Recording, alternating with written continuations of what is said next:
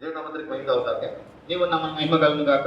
ఇవాళ మనం మీతో ముందుగా దేవుని సన్నిధిలో కూడా నిర్వహిస్తుందా మరలా మనము దేవుని సముఖంలో ఏకంగా కూడడానికి కృప చూపారు. அவர் ఆరాధన నిర్వహిస్తుందా ఆరాధించిన కృప చూపారు. పితావాకి దేవునాలు మన తండ్రి అయిన దేవుని నుండి కర్తరాగియ యేసుక్రీస్తునాలు ప్రభువైన యేసుక్రీస్తు వారి నుండి அனைவருக்கும் கிருபை சமாதானம் உண்டாவதாக. మీ అందరికీ కృపా సమాధానం కలుగును గాక. இது சபைக்கான சில அறிவிப்பை பார்க்க போகிறோம். మొదటిగా సంఘానికి సంబంధించిన కొన్ని ప్రకటనలు చూడబోతున్నాం. இந்த டிசம்பர் ஃபர்ஸ்ட் வீக் 6th அன்னைக்கு பைபிள் டெஸ்ட் இருக்கும். ఈ డిసెంబర్ మొదటి వారం 6వ తేదీ బైబిల్ పరీక్ష ఉంటుంది. அதோட சிலபஸ் என்ன எஸ்ரா வந்து 10 சாப்டர்ஸ் இருக்கும். ఎస్రా వచ్చి 10 అధ్యాయాలు ఉంటుంది. லூக்கால வந்து 25 மனப்பாட வசனங்கள் இருக்கும். లూకా 20 కంఠస్థ వాక్యాలు ఉంటాయి. Total marks 50, pass marks 25. మొత్తం 50 మార్కులు, 25 మార్కులు వచ్చి పాస్ మార్కులు. నెక్స్ట్ క్రిస్మస్ வந்து ஃப்ரைடே 25th டிசம்பர் இருக்கும். క్రిస్మస్ వచ్చి ఫ్రైడే 20 శుక్రవారం ఉంటుంది. இதற்காக பிரார்த்தனை செய்து கொள்ளுங்கள். దీనికోసం ప్రార్థన చేసుకోనండి. அடுத்ததாக வந்து 31st டிசம்பர் அதாவது Thursday வந்து நைட் 10 o'clock ல இருந்து ஓல்ட் சர்வீஸ் இருக்கும். అదే విధంగా డిసెంబర్ 31వ తారీఖున గురువారం వస్తుంది. రాత్రి 10 గంటల నుంచి 12 గంటల వరకు పాత సంవత్సర ఆరాధన ఉంటుంది. నెక్స్ట్ 1st జనవరి 2021 அதாவது ஃப்ரைடே మార్నింగ్ வந்து till 2:30 న్యూ ఇయర్ సర్వీస్ இருக்கும். శుక్రవారం వచ్చేసి మొదటి రోజున న్యూ ఇయర్ వచ్చేసి నూతన ఆరాధన ఉంటుంది 2:30 గంటల వరకు. எல்லாவற்றுக்காக பிரார்த்தனை செய்து கொள்ளுங்கள். వీటన్నిటి కోసం ప్రార్థన చేసుకోనండి. దేవుని కృప நம்மோடு கூட இருப்பதாக. దేవుని కృప మనతో ఉండును గాక. இப்போது நாம் வந்து வியாதிகளுக்காக பிரார்த்தனை செய்ய ఇప్పుడు మనం వ్యాధిగ్రస్తుల కోసం ప్రార్థన చేయబోతున్నాం.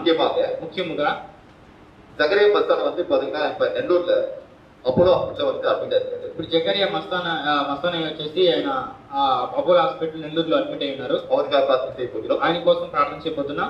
அதே போல நம்ம மணித்தோட அம்மா வந்து சப்போஸ் அவங்களுக்கு ஒரு பரிசு சுவிதை தரக்கூடிய பிரார்த்தனை செய்வோம். అదేవిధంగా మనీతో ఒక అమ్మగారికి కూడా వచ్చేసి పరిపూర్ణమైన స్వస్థ వచ్చేలాగా ప్రార్థన చేయబోతున్నాం. இந்த వస్త్రத்தை வைத்து நாம் பிரார்த்தனை செய்ய போகிறோம். ఈ వాక్యాన్ని బట్టి మనం ప్రార్థన చేయబోతున్నాం. என்னோட எடுத்துக்கொள்ளுங்க. నాతో పాటు తీసుకోనండి. The book of Isaiah chapter 57 verse 19. యెషయా గ్రంథము 57వ అధ్యాయం 19వ వచనము. Zachariah Mastana has been admitted in Apollo Hospital at Nellore. So we are going to pray for Zachariah Mastana. వారిలో కృతజ్ఞతా బుద్ధి పుట్టించుచు దూరస్తులకును సమీపస్తులకును సమాధానమని చెప్పి నేనే వారిని స్వస్థపరచుదని యెహోవా సెలవిచ్చుచున్నాడు. ఓకే, సో ఇదంతా వస్త్రത്തിൽ போனா நமக்கு தேவன் என்ன சொல்கிறார்? ఈ వాక్యమును బట్టి దేవుడు మనతో ఏం చెప్తున్నారంటే దూరமாக இருப்பவர்களுக்கும் దూరస్తులకును సమీపமாக இருக்கிறவர்களுக்கும் సమీపస్తులకును அவருடைய வாழ்க்கையில் சமாதானம் என்று கூறும் பல்லை உங்களுடைய உதடுகளில் நான் தருகிறேன் சொல்கிறார். వాళ్ళకి సమాధానం వాళ్ళ జీవితంలో సమాధానం ఉన్నట్లు నా పెదవులతో నేను చెప్తున్నాను. நம்முடைய வாய் மூலமாக நாம் பிரார்த்தனை செய்யும் போது మన నోటి మూలంగా ప్రార్థన చేస్తున్నప్పుడు இயேசுவின் நாமத்தில் அந்த சுகத்தை கட்டளையிடுகிறார். యేసు నామములో ఆయన స్వస్థత ప్రకటిస్తున్నారు. அதை குணமாக்கும் என்று சொல்கிறார். వాళ్ళు స్వస్థపడము అని చెప్పుకుంటున్నారు. முன்பாக உள்ள வசனம் சொல்லப்பட்டிருக்கிறது. దాని ముందు ఉన్న వాక్యంలో చెప్పబడి ఉంది. வழிகளை நான் பார்த்தவனை குணமாக்கும் என்று சொல்கிறார். వాళ్ళ మార్గములను చూసి నేను వాళ్ళని స్వస్థపరుస్తానంటున్నారు. அவருடைய வழிகள் தேவனுக்கு முன்பாக செம்மையானதாக இருக்க நாம் தேவனை நோக்கி பிரார்த்தனை செய்வோம். వాళ్ళ మార్గములు దేవుని దృష్టి యందు సరైన మార్గంగా ఉన్నట్లు మనం దేవుని వైపు చూసి ప్రార్థన చేద్దాం. சபையாக நாம் தேவனை நோக்கி நாம் பிரார்த்தனை செய்வோம். మన సంఘస్థులుగా దేవుని వైపు చూసి ప్రార్థన చేద్దాం. யார் யாருக்கு என்ன பலகீனம் உள்ளதோ ஒவ்வொருவருக்காக நாம் பிரார்த்தனை செய்வோம். ఓకే, ఎవరెవరికి ఎటువంటి బలహీనతలు వాళ్ళందరి కొరకు ప్రార్థన చేద్దాం. யார் யாருக்கு என்ன பலகீனம் அங்கு உங்களுடைய கரங்களை வைத்துக் கொள்ளுங்கள். ఎవరెవరికి ఏ బలహీనతలు ఉన్నాయో ఆ బలహీనతలు ఉన్న చోట మీ చేతులు ఉంచుకోనండి. தேவன் திறந்து அற்புத சுகத்தை தருவதற்கு வல்லவராக இருக்கிறார். దేవుడు ఈ సమయంలో ఆయన అద్భుతమైన స్వస్థ ఇవ్వడానికి ఆయన సిద్ధం కలిగి ఉన్నాడు. எங்களை அதிகமாக நேசித்து வைக்கின்ற பரலோக பிதாவே, అత్యధికంగా ప్రేమిస్తున్న మా మీ పరలోకపు తండ్రి, உமது பரிசுத்தமுள்ள நாமத்தை ஸ்தோத்திரிக்கிறோம். మీ పరిశుద్ధ నామములకు స్తోత్రం చెల్లిస్తున్నాం. உமது சமத்துவ ஜெபத்தை ஏறெடுக்கிறோம். ఇప్పుడు మీ సమూహం ఈ ప్రార్థనను ప్రారంభిస్తున్నాం. இப்போது உமது கரம் கத்தால் ஒவ்வொருவரையும் தொடுவதாக. ప్రభు మీ హస్తం ప్రతి ఒక్కరిని తాకుముగాక. யார் யாருக்கு பலகீனம் உள்ளதோ ஒவ்வொருவருக்குமான நிலைக்கத்த ஒரு பரிபூர்ణ சுகத்தை கட்டளையிடுகிறார். ఎవరైతే ప్రతి బలహీనతలు ఉన్నారో వాళ్ళు ప్రతి ఒక్కరికి పరిపూర్ణ స్వస్థ ఆజ్ఞాపించుముగాక. நீரே தம்முடைய ஜனங்களுக்கு பலத்தை தருகிற தேவனாக இருக்கிறீர். మీరే మీ ప్రజలకు బలమునిచ్చి దేవుడే ఉన్నారు. நீருடைய பரிகாரியாக இருக்கிறீர். మీరే మా పరిహారియే ఉన్నారు. எங்களுடைய பாவங்களை மன்னிக்கிற தேவனாக இருக்கிறீர். మా పాపం క్షమించే దేవుడే ఉన్నారు. நாங்கள் பாவத்திற்கு மறித்து உமக்காக பிழைக்கும் போது మా పాపముల కొరకు మరణించి మీ కొరకు బతికినప్పుడు உங்களுடைய காயங்களை குணப்படுத்துற தேவனாக మీ இருக்கிறீர். గాయముల చేత మనం స్వస్థపరిచే దేవుడే ఉన్నారు. இப்போது ஒவ்வொருவருக்கும் பரிபூர்ண சுகத்தை விடுதலை கட்டளையிடுகிறாங்க. ఇప్పుడు ఈ సమయం ప్రతి ఒక్కరికి పరిపూర్ణ స్వస్థతను విడుదల దయచేయండి. யாருடைய வாழ்க்கை சாத்தானுடைய கையில் இருக்கிறதோ ఎవరి జీవితంలో సాతానికి క్రియలు ఉన్నాయో ஒவ்வொருக்கும் விடுதலை தருகிறாங்க. ప్రతి ఒక్కరికి విడుదల ఇవ్వను గాక. இப்போது விசேஷமாக విశేషముగా சகரியா மஸ்தானாக செல்கிறோம். జకరియా మస్తాన్ వారి కోసం ప్రార్థన చేస్తున్నాం. இயேசு ரத்தத்தை மகன் தெரிகிறோம். యేసు రక్తాన్ని ఆ కుమారుని చదువుతున్నాం. இப்போது பரிபூர்ண சுகத்தை மகன் கட்டளையிடுகிறாங்க. పరిపూర్ణ స్వస్థత ఆ కుమారుని ఇవ్వను గాక. அந்த மகனுக்கு விரோதமாக போராடுகிற ఆ కుమారుని విరోధముగా పోరాడుతున్నాం. எல்லா சாத்தானுடைய கிரிகளையும் సమస్త సాతాన క్రియలను இயேசு அந்த கட்டி அப்புறப்படுத்துகிறோம். యేసు నామమున కట్టి దూరపరుస్తున్నాం. நீரே அந்த மகனுக்கு ஒரு சுகத்தை தந்தங்க டிஸ்சார்ஜ் ஆக்கி இருக்கார். మీరే ఆ కుమారునికి స్వస్థతనిచ్చి ఆ డిశ్చార్జ్ అవ్వడానికి కృప దయచేయము. அதுபோல சபோன சிஸ்டருக்காக ஜெபிக்கிறோம். ఆ ప్రకారం ఈ సంపూర్ణ సౌదరి కొరకు ప్రార్థన చేస్తున్నాం. அந்த மனை குற்றங்கள் பற்றி எல்லாவற்றையும் மன்னிக்கிறாங்க. మా కొరతలు తప్పిదాలను దయతో క్షమించండి. நீரே ஒரு பரிபூர்ண விடுதலை தந்த மக்கள் இப்படி பாதை நடத்துகிறாங்க. మీరు ప్రభు పరిపూర్ణ స్వస్థాన్ని గురించి ఆ కుమార్తెను మీ మాకు నడిపించుము గాక. யார் யாருக்கு இந்த பலகீனம் உள்ளதோ ఎవరెవరికి బలహీనతలు ఉన్నావో நீரே ஒவ்வொருவரையும் சந்திப்பீராக. మీరు ప్రతి ఒక్కరిని తెలుసుకుము గాక. அவர்களுக்கு ஒரு பரிபூர்ణ விடுதலை கட்ட வேண்டும் என்று சொல்கிறோம். వాళ్ళకి పరిపూర్ణమైన స్వస్థతను ఆజ్ఞాపించవలసిన కోరుచున్నాం. நீரே ஒருவருக்கு அந்த சுகத்தை தந்து உம்முடைய நாமத்தை மகிமைப்படுத்திக் கொள்கிறாங்க. మీరే ప్రభు ప్రతి ఒక్కరి స్వస్థతను ఇచ్చి మీ నామం మహిమపరచుకును గాక. துதிகரமாக அவர்களுக்கு செலுத்துகிறோம். స్తుతి మహిమ ఘనత ప్రభు నామం చెల్లిస్తున్నాం. மீட்பு ரட்சகரமாக இயேசு ஜெபக்கிற நல்ல பிதாவே. విమోచన రక్షకుడైన యేసు క్రీస్తు వారి నామములో అడుగుచున్న మాపై పరలోకపు తండ్రి. ఆమేన్. ఆమేన్. హల్లెలూయా. హల్లెలూయా. దేశத்திற்காக சுருக்கமாக பிரார்த்தனை செய்ய போகிறோம். తర్వాత మన దేశం కోసం ఒక చిన్న ప్రార్థన చేయబోతున్నాం. ఆమేన్. ఆమేన్. పరిశుద్ధ ప్రేమ గల దేవా, కృప కలిగిన తండ్రి, మీకు స్తోత్రాలు స్తుతులు చెల్లించుకుంటున్నాం రాజా. అయ్యా, ఈ సమయంలో నాయన మా దేశంలో రాజా మీకు అప్పగిస్తున్నాం తండ్రి. ఆ దేశ సరిహద్దులో సమాధానం దయచేయండి ప్రభా. పాకిస్తాన్ నాయన రాజా, చైనా అయ్యా, ఈ భారతదేశం మధ్యలో సమాధానం దయచేయండి. ఏకమైన సైనికులు దయచేయండి ప్రభా. అక్కడ నాయన ఉండని అయ్యా సైనికులను కూడా ప్రభా మీరు కాచి కాపాడండి. వాళ్ళని రక్షించిన ఆయన వాళ్ళ కుటుంబాలను కూడా ఆదరించుకుని వేడుకుంటున్నాం తండ్రి. స్తోత్రాలయ్యా. ఈ సమయంలో నాయన ప్రతి నీ బిడ్డల్ని దర్శించండి. మా దేశ నాయన ప్రతి ఒక్క రాజా అయ్యా ఆత్మని దర్శించి రాజా ప్రతి ఒక్కరిని మీ రక్షణకు నడిపించండి రాజా. మీరే నాయన నిజమైన దేవుడిని రాజా ఎరిగి రాజా నాయన రక్షణకు రావడానికి కృప చూపండి. విగ్రహ ఆరాధన అరికట్టండి ప్రభా. అవును తండ్రి రాజా, ప్రతి ఒక్కరు కూడా నాయన రాజా ఆ విగ్రహాలను వెంబడించుకుంటా నాయన మిమ్మల్ని వెంబడించడానికి కృపలు అనుగ్రహించండి. మా దేశ సురక్ష నాయన అయ్యా ప్రభా చుట్టూ మీ కంచా కాపుదాలు దయచేయండి ప్రభా. కరోనా వైరస్ నుంచి నాయన నీ బిడ్డలు ఇంకా నాయన మీ యొక్క రాజా వ్యాధికి అంతం లేకుండా ఉన్నది ప్రభా. ఇంకా ఎంతమంది నీ బిడ్డలు హాస్పిటల్లో ఉన్నారో రాజా, ఇంట్లో ఎక్కడ ఉన్నారో వాళ్ళని దర్శించండి రాజా. వాళ్ళ అక్రమలు కుట్రములు తప్పిదములు దయతో మన్నించమని పరిపూర్ణ స్వస్థత ఆరోగ్యం దయచేయమని ప్రభా వేడుకుంటూ రాజా. ఈ సమయంలో ప్రభా ప్రతి ఒక్కరిని కూడా అనేక పాపంలో కూరుకుపోయిన నీ బిడ్డలను నాయన రాజా ఒక్కసారి దర్శించండి. అనేక వ్యభిచారాలు వేసితనాలు అంటూ లంచకుండి తనములు రాజా ప్రభా, ఇదో రాజా అత్యాచారాలు మానభంగాలు అంటూ ప్రభా అనేక రకాల రాజా కాకపోతే తనములో ఎంతమంది నీ బిడ్డల్లో నాయన ప్రభా ఈ పాపంలో ఇరుక్కుపోయినైనా అయ్యా బయటికి రాలేని స్థితిలో నీ బిడ్డలు ఉన్నారో అటు వాళ్ళని అందరం దర్శించి అయ్యా ప్రభా ఒక నాయన రక్షణ దయచేయండి. అయ్యా విడుదల దయచేయండి. అయ్యా అటు అంధకార నాయన ప్రభా అయ్యా రాజా కార్యాలు ఎంతమంది నీ బిడ్డలను కమ్మిపెట్టి ఉందో మా దేశంలో నాయన ప్రతి ఒక్కరిని నాయన రక్షించి అయ్యా ప్రతి కుటుంబంలో శాంతి సమాధానం దయచేయండి. అయ్యా భార్య భర్తలు ఏక మనసు ఐక్యత దయచేయండి ప్రభా. కుటుంబాలను కట్టమని వేడుకుంటూ నాయన ఈ సమయంలో దేశాధిపతులను కూడా రాజా జ్ఞాపకం చేసుకోండి. వాళ్ళకి ఇవ్వబడిన పదవిలో రాజా అయ్యా వాళ్ళ నాయన నీతి నిజాయితీగా ఉత్తమంగా నడుచుకోవడానికి కృప చూపండి. మా దేశ సీఎంను నాయన ప్రధానమంత్రి అంటూ నాయన గవర్నర్లు అంటూ ప్రభా అయ్యా తండ్రి మా అయ్యా ప్రతి ఒక్కరిని కూడా రాజా పోలీస్ ఆఫీసర్లు అంటూ నాయన డాక్టర్లు నర్సులు వారంటీలను ప్రతి ఒక్కరిని మీకు అప్పగిస్తున్నాం తండ్రి. వాళ్ళ అధికారంలో రాజా వాళ్ళు నాయన నీతిగా నడుచుకోవడానికి కృప చూపమని రాజా వేడుకుంటూ నాయన ప్రతి నాయన నీ బిడ్డలందరికీ ప్రభుత్వం దేని కూడా నాయన ఎవరికి ఎలాంటి సహాయం చేయాలో నీ బిడ్డలందరికీ కూడా నాయన ప్రభా ఆర్థిక సమస్యలో నాయన ఎలాంటి రాజా స్థితిలో ఉన్నారో వాళ్ళందరికీ వీళ్ళు సహాయం చేయడానికి అది హృదయంలో దయచేయమని వేడుకుంటూ ప్రభా నీ నామం ధరించిన బిడ్డల్ని దర్శించండి. ఈ సమయంలో మా దేశంలో ఎన్ని సంఘములు ఉన్నాయో అన్ని సంఘములు దర్శించండి ప్రభా. అయ్యా సంఘం అయినప్పటికీ కుటుంబాలు అయినప్పటికీ నీ బిడ్డలని చెప్పుకుంటూ అనేక లోక కార్యములు ఏ విధంగా ఉన్నారో నీ బిడ్డలు దర్శించి నీ రాకట సమయంలో ఉన్నదని ప్రభా ఎరగడానికి కృప చూపండి అయ్యా. పరిశుద్ధ స్వభావాలతో నాయన నీ సత్యాన్ని ఎరిగి నీ బిడ్డలు నిన్ను వెంబడించి నీ రాకట్లో ప్రతి ఒక్కరు చేరి నాయన నిన్ను చేరడానికి కృపలు అనుగ్రహించమని ప్రభా. ప్రతి సేవకులను దర్శించి నీ ఉద్యమము రోషం పౌరుషం నాయన కలగ చేయండి. సేవ చేస్తున్న నీ బిడ్డలందరినీ నీ ఆదులను తీసుకోండి. ప్రతి నాయన వాళ్ళు చేస్తున్న సేవలను దీవించి ఆశీర్వదించిన ప్రభా. మా దేశమును అయ్యా తండ్రి అనేక దేశములు నాయన ఊరును ప్రాంతములు నగరాలంటూ అన్నింటినీ మీకు అప్పగిస్తున్నాము. మీరే ప్రతి ఒక్కరిని దర్శించి రక్షించి కాచి కాపాడమని వేడుకుంటూ ప్రభా. మా యొక్క సంఘము నాయన సంఘ బతుకును నాయన ప్రభా దర్శించండి. ఆయన చేసిన సేవలు ప్రతి సేవలు మీరు తోడుండి రాజా మీరే నడిపించమని అయ్యా నాయన కుటుంబ కూడా దర్శించిన ఆయనకి ఇచ్చిన 2 సంఘముల చుట్టూ మీ కంచా మీ కాపుదల దయచేయమని సేవకులు సేవలు చేసిన కుటుంబాలందరూ ఒక ఉద్యమము రోషం పౌరుషం కలగచేసి పరిశుద్ధ స్వభావాలతో మీ సేవ చేయడానికి నాయన కృపలు అనుగ్రహించమని మీకు స్తుతి మహిమ గంటలు ప్రభావాలు చెల్లించుకుంటూ మా దేశమును అయ్యా ముఖ్యంగా మీ సేవకులను అందరూ రాజా మా సంఘమును మా సంఘ బోధకులు మీకు అప్పగిస్తూ యేసు పరిశుద్ధ నామములో ప్రార్థన అడిగి వేడుకుంటున్నాము పరమ తండ్రి. దేవుని నామమున మహిమ కలుగును గాక. ఇప్పుడు దేవుడు ఈ రోజు మన ప్రవచనంగా మాటలు చూడబోతున్నాం. Today we are going to see the prophetic word spoken by the God in the midst of us. దేవుని మోడు పేస్త దీర్ఘ వార్తలు పాల్గొబోతున్నాం. దేవుడు మనతో మాట్లాడిన ప్రవచన మాటలు మనం చూడబోతున్నాం. The God has spoken as a prophetic word from the book of Isaiah. యెషయా గ్రంథము chapter 29 29వ అధ్యాయము verse 13 to 15.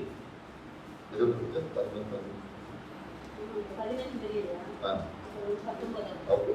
13 to 15, then 19. 13 నుంచి 15 మరియు 19. இன்றைக்கு தேவன் மோடி திருத்தி நமக்கு பேசின வார்த்தைகள் என்னவென்றால், దేవుడు ఈ రోజు మన ప్రవచనంగా మాడిన మాటలు ఏమిటంటే ஏசாயா தீர்க்கதரிசி புத்தகம் 29ஆம் அதிகாரத்தில் 13-15 பிறகு 19வது வசனம்.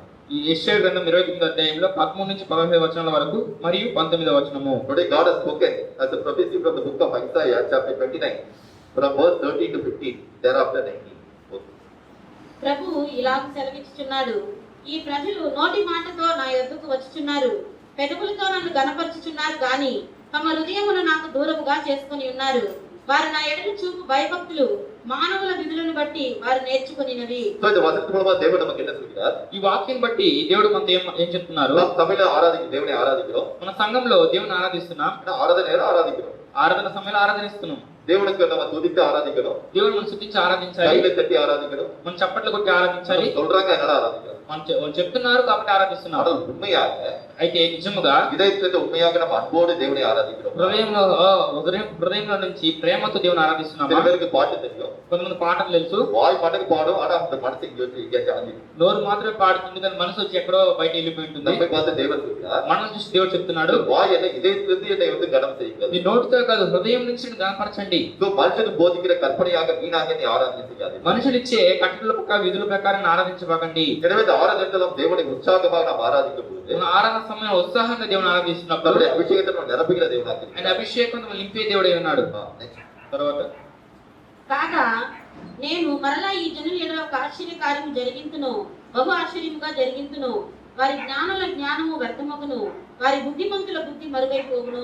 இந்த ஜனங்களுக்கு வந்து நான் ஒரு ஆச்சரியமான காரியத்தை செய்ய போகிறேன். ఈ ప్రజలకు ఒక ఆశ్చర్యమైన కార్యం చేయబోతున్నాను. அநேகர் என்ன செய்யறாங்க, இந்த உலகத்தின் ஞானத்தின் மூலமாக தேவனை தேடும் போது தேட முடியாமல் போகிறார்கள். అనేకులు ఈ లోక జ్ఞానంతో దేవుని వెతుకుతున్నప్పుడు వాళ్ళు ఎక్కలేకుండా పోతున్నారు. ஞானத்தின் மூலமாக நான் இதை செய்ய போறேன் அதை செய்ய போறேன் என்று பல காரியத்தை நினைக்கும் போது వాళ్ళ జ్ఞానంతో ఇది చేయబోతున్నా అది చేయబోతున్నా అనుకున్నప్పుడు அது எல்லாவற்றையும் தேவன் கோபாக்குகிறார், அதாவது அது எல்லாவற்றையும் அழித்து போகிறார். వాటన్నిటిని దేవుడు వ్యర్థంగా చేయబోతున్నాడు, నాశనం చేయబోతున్నాడు. அர்த்தம் என்னன்னா, దీని అర్థం ఏంటంటే இந்த உலகத்தில் ஒரு ஞானம் இருக்கிறது, ఈ లోకంలో ఒక జ్ఞానం ఉంది, தேவன் தருகிற ஒரு ஆவிக்குரிய ஞானம் இருக்கிறது. దేవుడిచ్చే ఒక ఆత్మీయ జ్ఞానం ఉన్నది. நாம் இந்த உலகத்தில் வாழ்ந்தவர்களாக మన ఈ లోకంలో జీవించేవారు நம்முடைய எதிர்காலத்தை குறித்து நம்முடைய மனதில் போகிற போக்கின்படி நாம் ஞானத்தோடு செயல்படும் போது మన భవిష్యత్తు గురించి మన హృదయంలో వచ్చే జ్ఞానం ప్రకారము మనం వెళ్తున్నప్పుడు அதைத்தான் தேவன் வெறுக்கிறார்.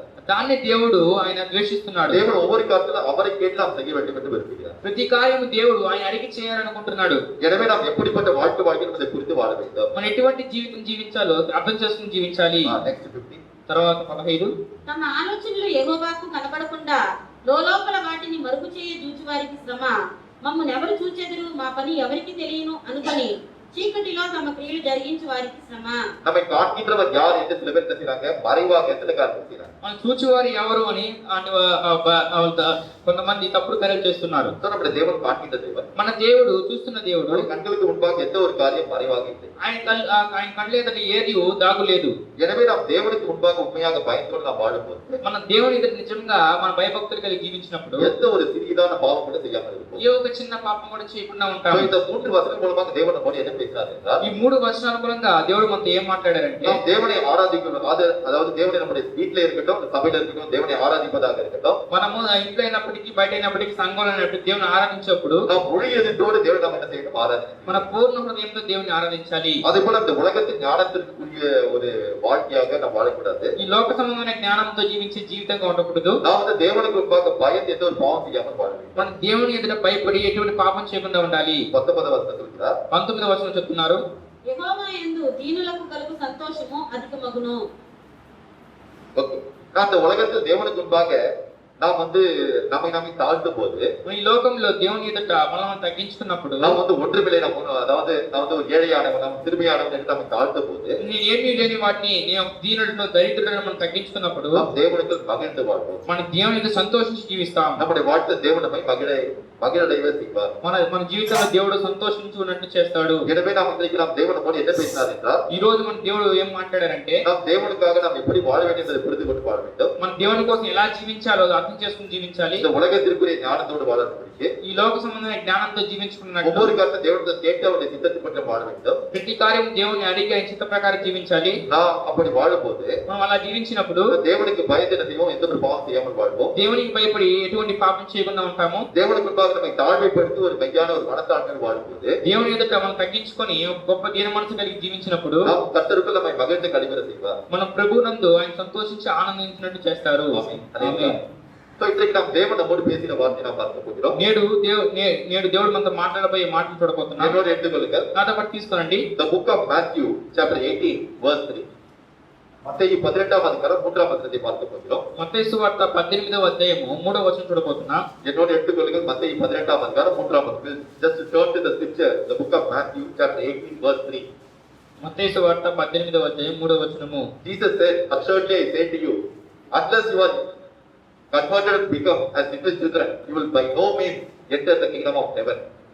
நீங்கள் மனம் திரும்பி பிள்ளைகளை போல ஆகாவிட்டால் பரலோக ராஜ்யத்தில் பிரவேசிக்க மாட்டீர்கள் என்று மெய்யாகவே உங்களுக்கு சொல்கிறேன். మీరు మార్పు నుండి బిడ్డల వంటి వారైతేనే గాని పరలోక రాజ్యంలో ప్రవేశింపరని మీతో నిశ్చయముగా చెప్పుచున్నాను. தேவனுக்கு நாம் பிரார்த்தனை செய்வோம். ఈ వాక్యం బట్టి ప్రార్థించండి. எங்களை அதிகமாக நேசித்து வைக்கிற பரலோக பிதாவே, మిమ్మల్ని అత్యధికంగా ప్రేమించి నడిపిస్తున్న మా ప్రియ పరలోకపు తండ్రి, உமது பரிசுத்தமான நாமத்தை ஸ்தோத்திரிக்கிறோம். మీ పరిశుద్ధనామ స్తోత్రం చెల్లిస్తున్నాం. இன்றைக்கு நீர் எங்களோடு பேசின வார்த்தைகளுக்காக ஸ்தோத்திரிக்கிறோம். ఈ రోజు మీరు మాతో మాట్లాడిన మాటల బట్టి స్తోత్రం చెల్లిస్తున్నాం. இந்த உலகத்தில் எப்படிப்பட்ட வாழ்க்கை வாழ வேண்டும் என்பதையும், ఈ లోకంలో మేము ఎటువంటి జీవితం జీవించాలని அப்படிப்பட்ட வாழ்க்கை வாழ நிர்வகித்தாலும், అటువంటి జీవితం జీవించుకు దయచేయము. நாங்கள் திருப்பிள்ளைகள் போல ஆக வேண்டும் என்று சொன்ன தேவன், మిమ్మల్ని చిన్న బిడ్డల వల్ల మారవాలని చెప్పిన దేవుడు, அப்படிப்பட்ட வாழ்க்கை நாங்கள் வாழ்வதற்கு நிர்வகித்தாலும், అటువంటి జీవితం జీవించిన కృపను அதை దయచేయము. வாழ்வதற்கு மனக்கண்களை திறந்தீராக. అలా జీవించడం మా మనోనేత్రం తెరువుగాక. நீர் ஒவ்வொருவரோடு பேசுகிறாங்க. మీరు ప్రతి ఒక్కరితో మాట్లాడముగాక. ஆமையாக சபைக்கு சொல்கிறதை காதுடன் கேட்க கடமை என்ற வார்த்தைகளை கேட்கிறார். ఆత్మ చెప్పుచున్నది సంఘంలో చెవిగలవాడు వినుగాక అని చెప్పిన లాగున நீரே அந்த ஒருவரோடு இடைப்பட்டு அவரை வழிநடத்துகிறாங்க. మీరే ప్రతి ఒక్కరిని కలుసుకొని వాళ్ళు నడిపించుముగాక. அந்த கருத்துல ஒருவரை அர்ப்பணிக்கிறோம். మీ చేతికి ప్రతి ఒక్కరిని అప్పగిస్తున్నాం. இந்த வார்த்தை செல்ல முடியாதபடிக்கு இருக்கிற தடைகள் எல்லாவற்றையும் இயேசுநாதன் கட்டி ఈ அப்புறப்படுத்தினோம். మాటలను ప్రవేశించుకుని అడ్డుపడుతున్న ప్రతి కార్యాన్ని యేసునామములో పెట్టి దూరపరుస్తున్నాం. தன்னை துதிகரமாக அவருக்கு செலுத்தினோம். స్తుతి మహిమ ఘనత ప్రభు నామమున చెల్లిస్తున్నాం. மீட்பு ரட்சகரமாக இயேசு ஜெபம் கண்ட பிதாவே, విమోచన రక్షకుడైన యేసుక్రీస్తు వారిని అడుగుచున్నాం మా ప్రియ పరలోకపు తండ్రి. ஆமென். ఆమేన్. தேவநாமத்திற்கு மகிமையாக. దేవనామమున మహిమ కలుగుగాక. இன்றைக்கு பார்க்க போகிற செய்தியோட தலைப்பு என்னவென்றால், ఈ రోజు మనం చూడబోతున్న వర్తమానం యొక్క అంశం ఏంటంటే be like little children, சிறு பிள்ளைகளைப் போல இருங்கள்.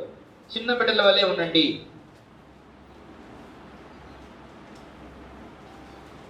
We are going to see the message, be like children. நாம் சிறு பிள்ளைகள் போல இருக்க வேண்டும். చిన్న బిడ్డల వల్లే ఉండాలి. So நாம் மீண்டும் படிக்க போகிறோம். మరలా చదవబోతున్నాం. The book of Matthew మత్తయి సువార్త 18వ అధ్యాయము chapter 18 verse 2 to 4. மத்தேயு 18ஆம் அதிகாரம் 2 படிக்க போகிறோம். మత్తయి సువార్త 18వ అధ్యాయం 2 నుంచి 4 వచనం చదవబోతున్నాం. ఆయన యొక్క చిన్న బిడ్డను తన ఎద్దుకు పిలిచి వారి మధ్యన నిలువబెట్టి ఇట్లా నేను இயேசு என்ன செய்தார்? சிறு பிள்ளை என்ன செய்தார்?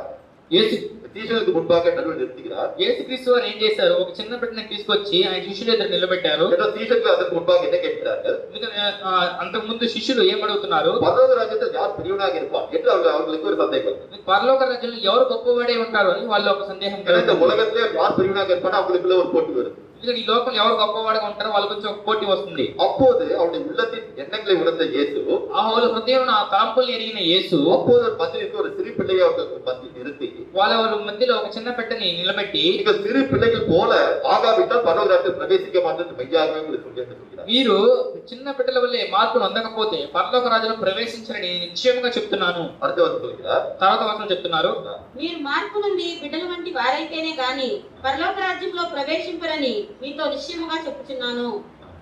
కాగా ఈ బిడ్డల వలె తన్ను తాను తగ్గించుకుని వాడెవడో వాడే పరలోక రాజ్యంలో గొప్పవాడు. இரவு முக்கியமான கருத்தை நாம் என்ன பார்க்கிறோம்? ముఖ్యమైన కార్యము ఏం చూస్తున్నాం? இந்த சிறு பிள்ளைகளை போல நாம் என்ன செய்யணும்? நம்மை தாழ்த்த வேண்டும், அவங்களை போல மாற வேண்டும். ఈ చిన్న బిడ్డల వల్లే మనల్ని మనం తగ్గించుకోవాలి.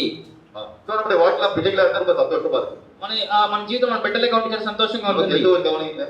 ఏ ఒక బాధ లేదు. வேலை வேலைக்கு நமக்கு சாப்பாடு கிடைக்கும். సమయానికి మనకు ఆహారం దొరుకుతుంది. எப்ப தூக்கணுமோ அது நம்ம கவலைப்படணும். அவங்க நம்மள அடிச்சு உதச்சி தூக்க வச்சிருவாங்க. ఎందుకంటే ఎప్పుడు మనం నిద్రపోవాలో మనకి కష్టపడాల్సిన అవసరం లేదు. వాళ్ళే కొట్టి మనం నిద్ర పెట్టేస్తారు. இப்படிப்பட்ட வாழ்க்கை தான் எல்லாரும் வாழ விரும்புறோம். ఇటువంటి జీవితమే జీవించిన ప్రతి ఒక్కరు ఇష్టపడుతున్నాం. ஆனா என்ன செய்யறது? நம்ம பெரிய பெரியங்களா ஆயிட்டோம். కానీ మనం ఏం చేసేది? మనం పెద్దవారు అయిపోయాం. ஆனா இயேசு சொல்றோட அர்த்தம் அது கிடையாது. కానీ యేసుక్రీస్తు చెప్పే అర్థము అలాంటిది కాదు. எப்படிப்பட்ட பிள்ளைகளாக நாம் இருக்க வேண்டும் என்பதை பார்க்கிறோம். ఎటువంటి బిడ్డలుగా మనం ఉండాలనే విషయం చూడబోతున్నాం. முதல் எப்படிப்பட்ட பிள்ளைகளாக இருக்க கூடாது என்று பார்க்க போகிறோம். మొదటగా ఎటువంటి బిడ్డలుగా మనం ఉండకూడదనే విషయం చూడబోతున్నాం. Today we are going to see what our Lord Jesus Christ wants us to lead a life. தேவன் நம்முடைய வாழ்க்கை எப்படிப்பட்ட வாழ்க்கையை வாழ விரும்புகிறார் என்பதை பார்க்க போகிறோம். దేవుడు మన జీవితం ఎటువంటి జీవితాన్ని జీవించడానికి ఇష్టపడుతున్నాడు అనే విషయం చూడబోతున్నాం. முதல் சிறு பிள்ளைகளாக நாம் வாழ சொல்கிறார். మొదటిగా చిన్న బిడ్డలుగా జీవించమని చెప్తున్నాడు. ஆனால் எப்படிப்பட்ட பிள்ளைகளாக இருக்கக்கூடாது என்று முதல் பார்க்க போகிறோம். అది ఎటువంటి బిడ్డలుగా ఉండకూడదు అనే విషయం కూడా మనం చూడబోతున్నాం. Today we are going to see What sort of child we should not be in this world? நாம் எப்படிப்பட்ட குழந்தையாக இந்த உலகத்தில் இருக்கக்கூடாது என்று பார்க்க మనం போகிறோம். ఎటువంటి బిడ్డలుగా ఈ లోకంలో ఉండకూడదు అనే విషయం చూడబోతున్నాం. முதல்ல பார்க்க போகிறது మొదటిగా మనం చూడబోయేది what sort of child we should not be. நாம் எப்படிப்பட்ட குழந்தைகளாக இந்த உலகத்தில் இருக்கக்கூடாது என்று பார்க்க போகிறோம். మనం ఎటువంటి బిడ్డలుగా ఈ లోకంలో ఉండకూడదు అనే విషయాన్ని చూడబోతున్నాం. இந்த ரெண்டு காரியத்தை நாம் பார்த்து நம்ம வந்து புரிந்து கொள்ள போகிறோம். ఇందులో రెండు కార్యాలు చూసి మనం అర్థం చేసుకోబోతున్నాం. முதல்ல நாம் எப்படிப்பட்ட குழந்தையாக இருக்கக்கூடாது. మొదటిగా మనం ఎటువంటి బిడ్డలుగా ఉండకూడదు.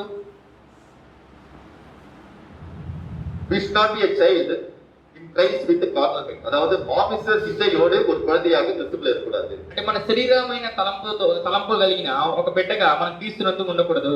Not as a child in Christ with the carnal mind.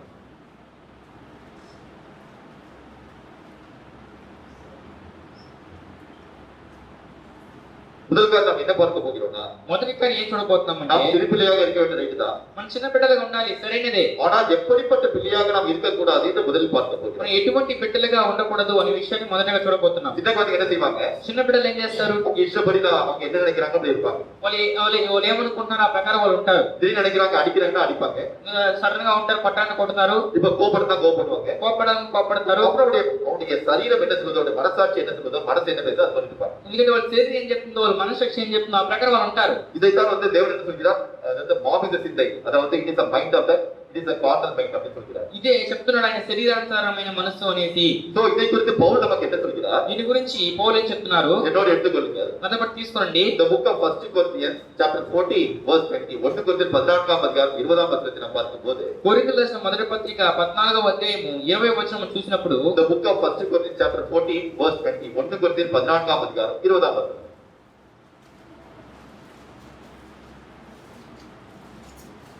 సహోదరులు நீங்கள் துர்க்குணத்தின் குழந்தைகளாய் இராதேயுங்கள். సహోదరులారా, మీరు బుద్ధి విషయమై పసిపిల్లలుగా కాక దుష్టత్వం విషయమై శిశువులుగా ఉండుడి. ஓகே, நாம் எப்படி இருக்க வேண்டுமா? మనం ఎలా ఉండాలంట? துர்க்குணத்தில் நம்ம குழந்தையாக இருக்க வேண்டும். మన దుష్టత్వంలో మన పిల్లలుగా ఉండాలి. ஆனால் புத்தியில் எப்படி இருக்க வேண்டும்? பெரியவர்களாக இருக்க வேண்டும். కానీ బుద్ధి ప్రకారం మనము తెలివైన వారుగా ఉండాలి, పెద్దవారే ఉండాలి. என்ன அர்த்தம்? అంటే అర్థం ఏంటి? துர்க்குணம் செய்யறது நம்ம எப்படி இருக்க குழந்தையா இருக்கிறது, அதாவது எந்த ஒரு துர்க்குணம் செய்யாம இருக்கிறது. అంటే దుష్టత్వము అంటే చెడ్డ పనులు చేసే విషయంలో శిశువుగా ఉండాలి. అంటే ఎటువంటి దుష్టత్వం చేయకూడదు, చెడ్డ పనులు చేయకూడదు. இதோட அர்த்தம் என்னன்னா, దీని అర్థం ఏంటంటే சில வசனங்களை பார்த்து நாம் புரிந்து கொள்வோம். కొన్ని వాక్యాలను చూసి అర్థం చేసుకుందాం. என்னோட எடுத்துக்கொள்ளுங்கள். అదొకటి తీసుకోండి. The book of 1 Corinthians chapter 3 verse 1 to 3. 1 Corinthians 3వ அதிகாரம் 1 லிருந்து 3 வசனங்களை பார்க்கும்போது The book of 1 Corinthians chapter 3 verse 1 to 3.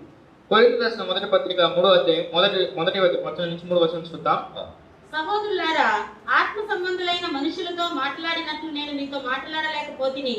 శరీర సంబంధులైన మనుషులే అనియు క్రీస్తునందు పసిపిట్టలే అనియు మీతో మాట్లాడవలసి వచ్చెను. இப்போ பவுல் கொரிந்தி சபையில் உள்ள ஜனங்களை பார்த்து சொல்கிறார். ఇప్పుడు పౌలు కొరింథీ సంఘంలో ఉన్న ఆ విశ్వాసం చూసి ఆ ప్రజలను చూసి ఇలా చెప్తున్నారు. இப்போ அந்த இடத்துல நம்மை வைத்துக் கொள்வோம். நம்மை பார்த்து தேவன் சொல்கிறார். ఇప్పుడు ఆ చోట మనల్ని ఉంచుకున్నాం, మనం చూసి దేవుడు చెప్తున్నాడు, நான் உங்களை ஆவிக்குரியவர்கள் என்று எண்ணி உங்களோடு பேசாமல் నేను ఆత్మ సంబంధమైన మనుషులతో మాట్లాడినట్లు మీతో మాట్లాడకుండా நீங்கள் மாமிசத்திற்கு உரியவர்கள் என்றோ మీరు శరీర సంబంధమైన கிறிஸ்துவுக்குள் குழந்தைகள் என்றோ మీరు క్రీస్తునందు పసిబిడ్డలే అని எண்ணி பேச வேண்டியதா இருக்கிறது అని తలిచి మాట్లాడవలసి వచ్చెను. அப்ப என்ன அர்த்தம்? అంటే అర్థం ఏంటి? நாம் இயேசுவை ஏற்றுக்கொண்டோம். యేసుక్రీస్తుని అంగీకరించాం, தேவனுடைய பிள்ளைகளாக நாம் சபைக்கு வந்திருக்கிறோம். దేవుని పిల్లలుగా సంఘానికి వచ్చి ఉన్నాం. இன்னும் நாம் எப்படி இருக்கிறோம்? சரீரம் சொல்கிறபடி வாழ்கிறோமா? ఇంకా మనం ఎలా ఉన్నాం? మన శరీరం చెప్పినట్లు జీవిస్తున్నామా? தேவன் நமக்கு தந்த பரிசுத்த ஆத்மா சொல்கிறபடி அதனுடைய வழிநடத்தில் வாழ்கிறோமா? దేవుడు చెప్పే పరిశుద్ధాత్మ చెప్పిన లాగున ఆయన ఒక మార్గంలో నడుస్తున్నామా? அப்ப நாம் ஆவிக்குரியவர்களாக இருக்கிறோமா இல்ல இந்த உலகத்திற்குரிய மாமிசத்திற்குள்ளாக இருக்கிறோமா?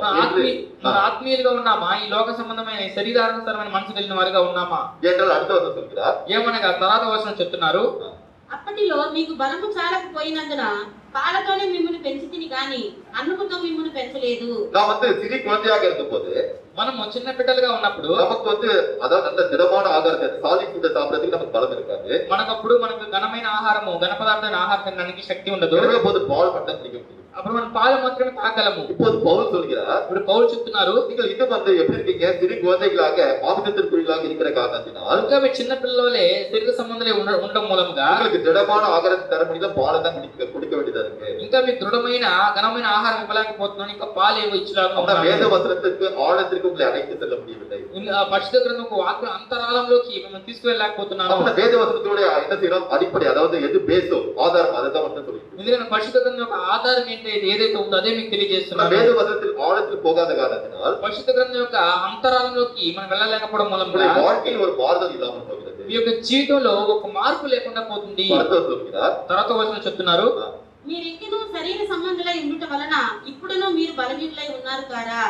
మీలో అసూయయు కలహమును ఉండగా మీరు శరీర సంబంధులై మనిషి రీతిగా నడుచుకుని వారు కారా? ஓகே. சோ இது என்ன சொல்கிறார் பாருங்க. చూడండి ఇందులో ఏం చెప్తున్నారని. நீங்க இன்னமும் பார்த்து சபைக்கு வரீங்க, ఇంకా మీరు సంఘానికి వస్తున్నారు, ஒவ்வொரு சண்டை பார்த்தா வந்து தேவனுடைய வார்த்தையை கேட்கறீங்க, ప్రతి ఆదివారం దేవుని యొక్క మాటలు వింటున్నారు, வீட்டுல பிரார்த்தனை பண்றீங்க, ఇంట్లో ప్రార్థన చేస్తున్నారు, பைபிள் படிக்கிறீங்க. బైబిల్ చదువుతున్నారు. ஆனா உங்களுக்குள்ள சண்டை இருக்கு, అయితే మీలో గొడవలు ఉన్నాయి, வைராக்கியம் இருக்கு, వైరాగ్యం ఉంది, மத்தவங்க நம்ம ஏதாவது சொன்னா கோவம் வருது, ఇతరులు ఏదైనా చెప్తే కోపం వస్తుంది, அவங்க மன்னிக்க முடியல. మనం క్షమించలేకపోతున్నాం. ஜென்மசுமா என்னென்ன இருக்கோ எல்லாமே நமக்குள்ள இருக்கு. అంటే జన్మ స్వభావం ఏదైతే ఉందో అన్ని మనలో ఉన్నాయి. அது உங்களுக்கு புரியுதா? చెప్పేది మీకు అర్థమవుతుందా? நாம் சபைக்கு வருகிறோம், మన సంఘానికి వస్తున్నాం, தேவனுடைய வசனத்தை கேட்கிறோம், దేవుడు మాటలు వింటున్నాం. ஆனா அந்த வசனத்தின்படி நாம் நடக்காம என்ன செய்கிறோம்? நம்ம மாமிசத்திற்குரியவர்களாக இருக்கிறோம். అంటే ఆ వాక్యం బట్టి మనం నడుచుకోనక ఇంకా శరీరానుసారులుగానే ఉన్నాము. எனவேதான் வந்து பவுல் நம்மை பார்த்து சொல்கிறார், ఏమనగా పౌలు వారు మనం చూసి చెప్తున్నారు, நீங்கள் கிறிஸ்துவுக்குள் தெரியவர்களாக இருக்க வேண்டும், మీరు క్రీస్తులో బుద్ధి కలిగిన వారుగా ఉండాలి. ஆனால் கிறிஸ்துவுக்குள் இன்னும் குழந்தைகளாக இருக்கிறீர்கள்.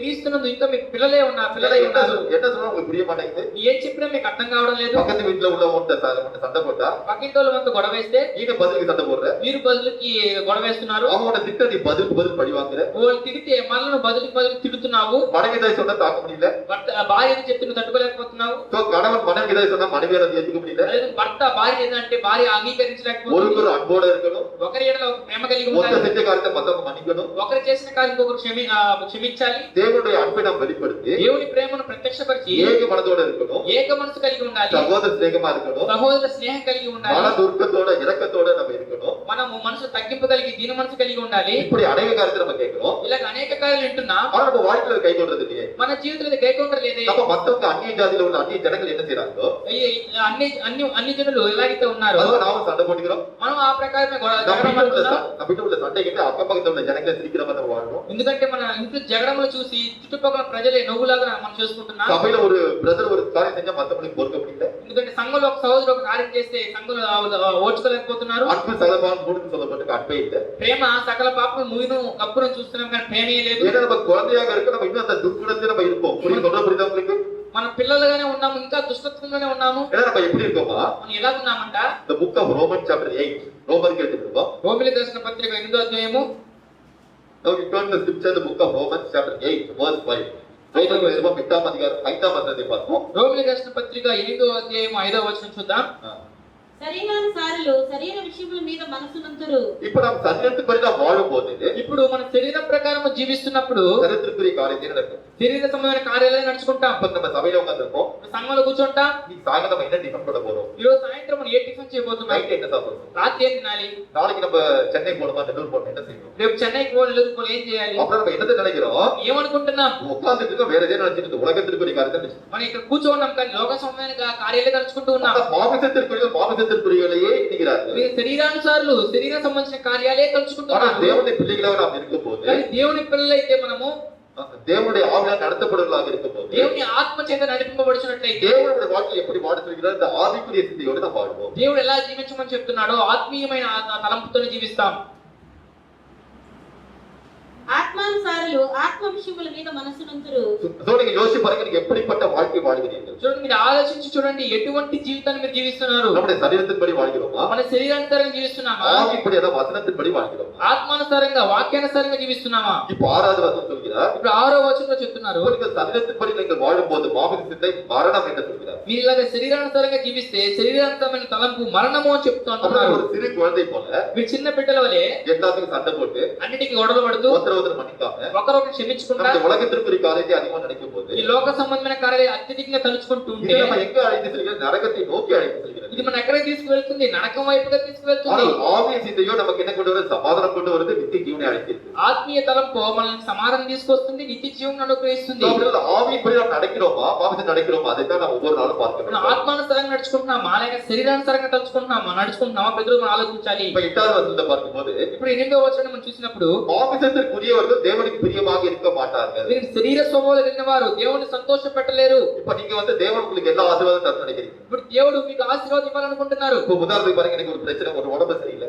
ఉదాహరణకి నాకు శరీరంలో నాకు స్వస్థ లేదు. ஆண்டவர் எனக்கு அற்புத சுகத்தை கொடுங்க. ప్రభువా నాకు స్వస్థత అనుగ్రహించండి. ஆனா நம்ம எப்படி நடக்கிறோம்? మనం ఎలా నడుచుకుంటున్నాం? தேவனுக்கு பிரியமா நடக்கிறோமா? దేవునికి ప్రియముగా நீங்க నడుచుకుంటున్నామా? தேவனுக்கு பிரியமா இருந்தா அவர் உங்களுக்கு பிரியமா இருப்பாரு. దేవునికి మీరు ప్రియముగా ఉంటే దేవుడు మీకు ప్రియముగా ఉంటాడు. அது உங்களுக்கு புரியுதா? చెప్పేది మీకు అర్థమవుతుందా? அப்படி என்றால் மாமிசத்துக்குரியவர்கள் எப்படி இந்த உலகத்திற்குரிய வாழ்க்கை வாழ விரும்புகிறோமோ, ఏ విధంగా శరీరానుసారులు శరీర సంబంధమైన లోక సంబంధమైన జీవితాన్ని జీవించడానికి ఇష్టపడుతున్నారు. தேவனை ஒருபோது பிரியப்பட முடியாது. దేవుని ఎందుకు మీరు సంతోషపరచలేరు? ஏன்னா அவங்க இந்த உலகத்தை தன்னுடைய சரீரம் என்ன சொல்லுதோ அதன்படி வாழ்கிறார்கள். అంటే ఈ లోకంలో వాళ్ళ శరీరంలో ఉన్నారు, అంటే శరీరానుసారంగా ఏదైతే చెప్తుందో ఆ ప్రకారం జీవిస్తున్నారు. இந்த వచனத்தை எல்லோரும் படித்து புரிந்து கொள்வோம். ఈ వాక్యాన్ని చదివి అందరూ అర్థం చేసుకుందాం.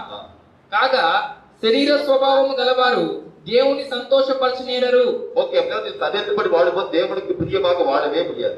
శరీర ప్రకారం నువ్వు జీవించినట్లయితే నువ్వు దేవునికి ఎన్నడూ నువ్వు సంతోషపరచలేవు. ஏன்னா நம்ம மனசை என்ன புரிஞ்சுக்கணும்? మన మనసులో ఏం అర్థం చేసుకోవాలి? சரீரப்படி வாழ்வதற்கு நம் சரீரத்திற்கு கண்ணாடிகள் அல்ல. ఈ శరీరానుసారంగా మనం జీవించడానికి ఈ శరీరానికి మనం రుణస్థులము కాము. இந்த சரீரத்தை தேவனுக்கு செய்து விட நம்முடைய குமாரனுடைய ரத்தத்தை கொடுத்து நம்மை விலைக்கு வாங்கி விட்டார். ఈ శరీరాన్ని దేవుడు ఏం చేశాడు? ఆయన రక్తాన్ని ఇచ్చి, ఆయన కుమారుని రక్తాన్ని ఇచ్చి, ఆయన వెలవిచ్చి కొనుక్కు తీసుకున్నాడు. எனவே இந்த சரீரம் யாருக்குரியது? தேவனுக்குரியது. ఈ శరీరం ఎవరికి సంబంధించింది? దేవునికి సంబంధించింది. எனவே தேவனுக்குரிய இந்த சரீரத்தில் தேவனுடைய சிந்தையின்படி நாம் வாழ வேண்டுமே தவிர, ఈ దేవునికి సంబంధించిన ఈ శరీరంతో దేవునికి తలంపుతో జీవించలే గాని நம்முடைய சரீரம் என்ன சொல்கிறது அதன்படி வாழக்கூடாது. మన శరీరం ఏదో చెప్తున్న ఆ ప్రకారం జీవించకూడదు. எனவே தான் சொல்கிறார். ఏమనగా చెప్తున్నారు. இப்ப 7வது வசனத்தை படிப்போம். ఇప్పుడు 7వ వచనం చదువుకుందాం. 7:13 படிப்போம். 7வது 7 మరియు తర్వాత 13వ వచనం చదువుకుందాం.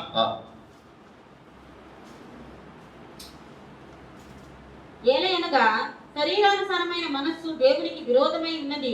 అది దేవుని ధర్మశాస్త్రమునకు లోబడదు, ఏ మాత్రమును లోబడ నేరదు.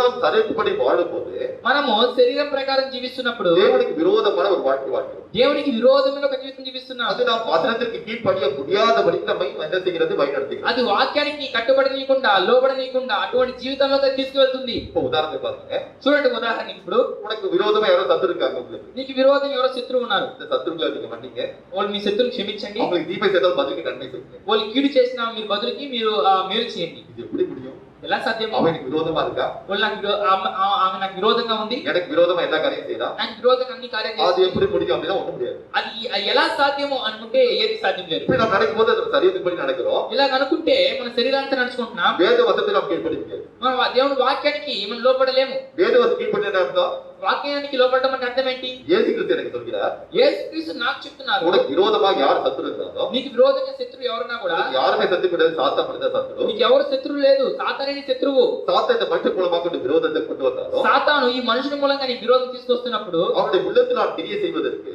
వాళ్ళ హృదయంలో నేను క్రియ చేయడానికి நீ அவர்கள் உனக்கு தீமை செய்தாலும், నీకు వాళ్ళకి కీడు చేసినప్పుడు, அவர்கள் உனக்கு தீமை செய்தாலும், వాళ్ళు నీకు కీడు చేసినప్పుడు அவர்களுக்கு பதில் நீ நன்மை செய்.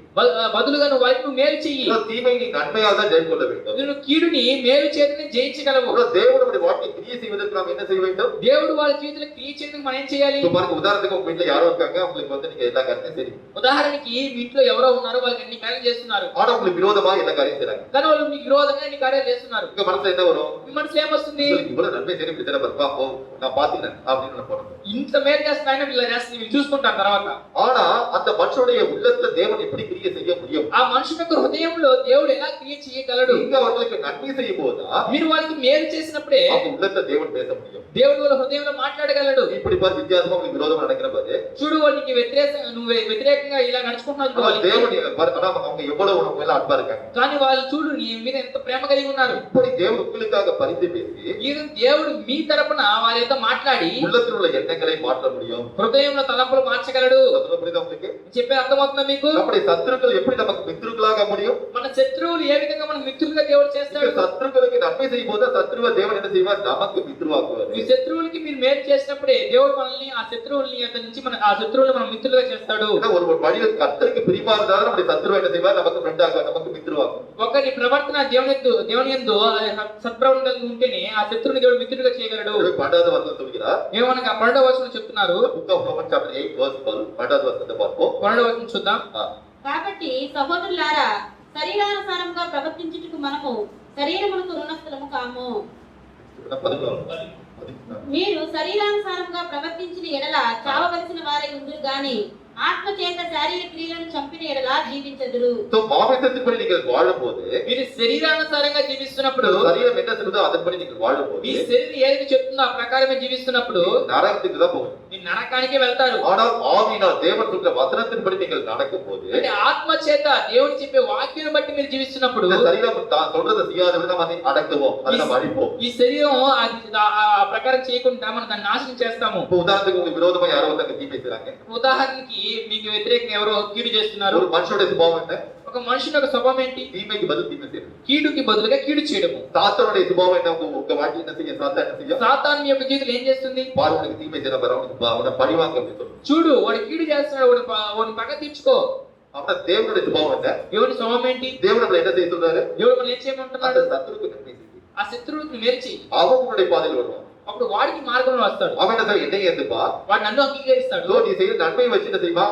அவனை நான் என்ன செய்ய? அவன்கிட்ட பேசுவேன். నువ్వు చేసే మేలు బట్టి వాళ్ళతో నేను మాట్లాడతాను. நான் சொல்றது புரியுதா? చెప్పే అర్థమవుతుందా? நம்ம சரீரத்துக்கு நான் வாழும்போது தேவனுக்கு பிரியமாக வாழவே முடியாது. మన శరీరానుసారంగా జీవిస్తున్నప్పుడు దేవునికి ప్రేమగా ఉండలేము. ஆனா நீங்களும் வேத வசனத்தின்படி ஆவியின்படி வாழ்ந்தாதான் మీరు నేను వాక్యానుసారంగా దేవుని వాక్యం బట్టి జీవిస్తేనే தேவனை பிரியப்படுத்த முடியும். దేవుని இந்த సంతోషపరచగలము. உலகத்தில் சமாதானமாக இருக்க முடியும். ఈ లోకంలో సమాధానం ఉండగలము. அந்த நித்திய ஜீவனை பெற்றுக்கொள்ள முடியும். ఆ నిత్య జీవిని పొందుకోగలము. எனவே நாம் முதல்ல நாம் எப்படி இருக்க வேண்டும்? మొదటిగా మనం ఎలా ఉండాలి? கிறிஸ்துவுக்குள் குழந்தையாக மாமிச சிந்தையோடு இருக்கக்கூடாது. క్రీస్తునందు మనం వచ్చేసి పసిబిడ్డలుగా ఉండాలి, కానీ మనం శరీరానుసారంగా ఉండకూడదు. ஏன்னா அந்த குழந்தைங்க என்ன செய்யும்? சண்டை போறதுக்கு ரொம்ப சந்தோஷமா இருக்கும். சண்டை போடும், நாளைக்கு வந்து திருப்பி வந்து ஃப்ரெண்ட்ஸ் ஆயிடும். ఎందుకంటే ఆ పిల్లలు ఏం చేస్తారు, బిడ్డలు ఏం చేస్తారు, గొడవ పడడానికి సిద్ధంగా ఉంటారు, తర్వాత పక్క రోజు మర్చిపోతారు. அந்த சுபாவத்தை நம்ம வந்து ஃபாலோ பண்ண தேவன் சொல்றாரு. అటువంటి స్వభావాన్ని మనం అనుసరించాలి దేవుడు చెప్పలేదు. எப்படி வாழ சொல்றாங்க பின்னாடி பார்க்க போறோம். ఎలాగా జీవించమని చెప్తున్న తర్వాత చూద్దాం. ஒரு உதாரணம் உங்களுக்கு புரிய வைக்கிறேன். ఒక ఉదాహరణ చెప్పి మీకు అర్థమయ్యేలా చేస్తాను. There was a daughter, ஒரு ஆமை இருந்தது.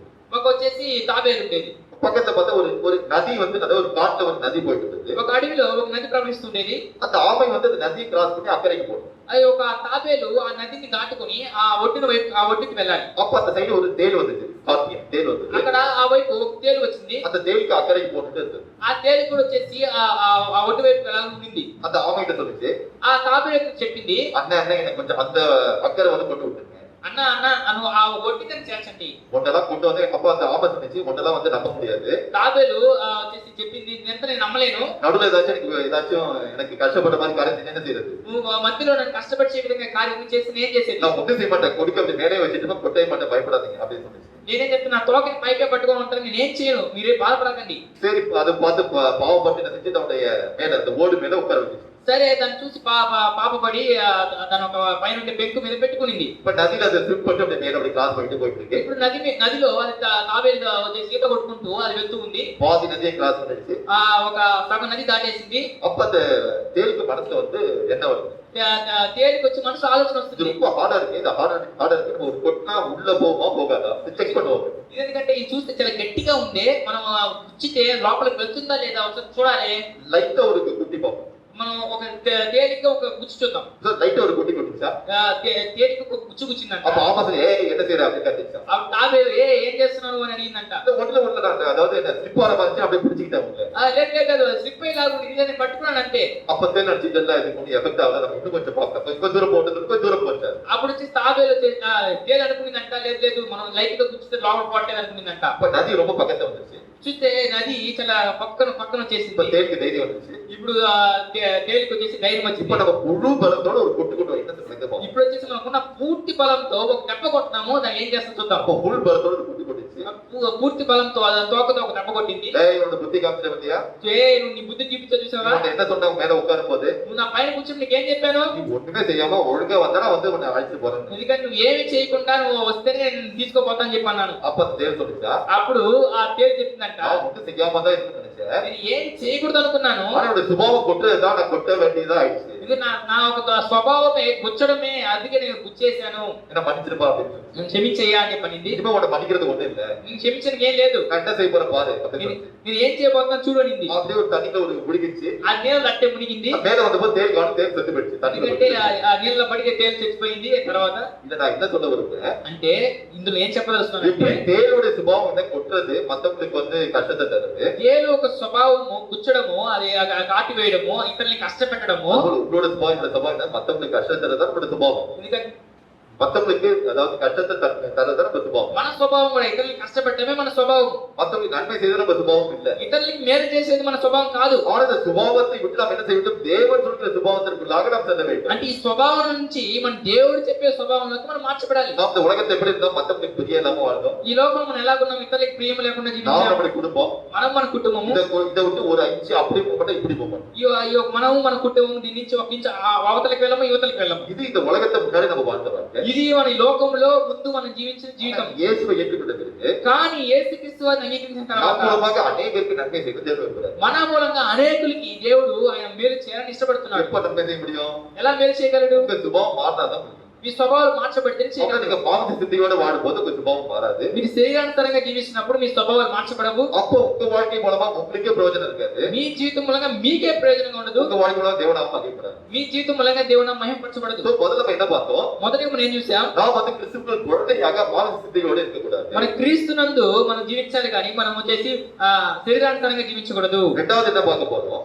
రెండోది మనం ఏం చూడబోతున్నాం? We should not be a child in biblical knowledge. அதாவது பைபிள்ல உள்ள ஞானத்துல வந்து குழந்தையா இருக்கக்கூடாது. బైబిల్లో ఉన్న జ్ఞానంలో நாம் குழந்தையாக இருக்கக்கூடாது. మన పిల్లలుగా ఉండకూడదు. அப்படின்னா என்ன அர்த்தம்? అంటే అర్థం ఏంటి?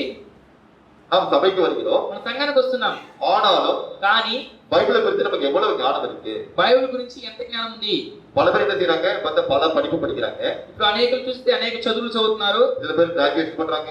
కొంతమంది గ్రాడ్యుయేషన్ చేస్తున్నారు. அதுக்கு மேல பார்த்தா சில டாக்டர் PhD கூட பண்றாங்க. చాలా మంది పీజీలు PhD కూడా చేస్తున్నారు. பல பேர் ஸ்டோரி புக்ஸ் படிக்கிறாங்க. చాలా మంది స్టోరీ పుస్తకాలు చదువుతున్నారు. அதுக்கெல்லாம் நமக்கு இந்த டைம் இருக்கு. దానికి అంత సమయం ఉంది. ஆனா தேவன் நமக்கு தந்த ஒரே ஒரு பைபிள், இந்த ஒரே ஒரு புக் தான்.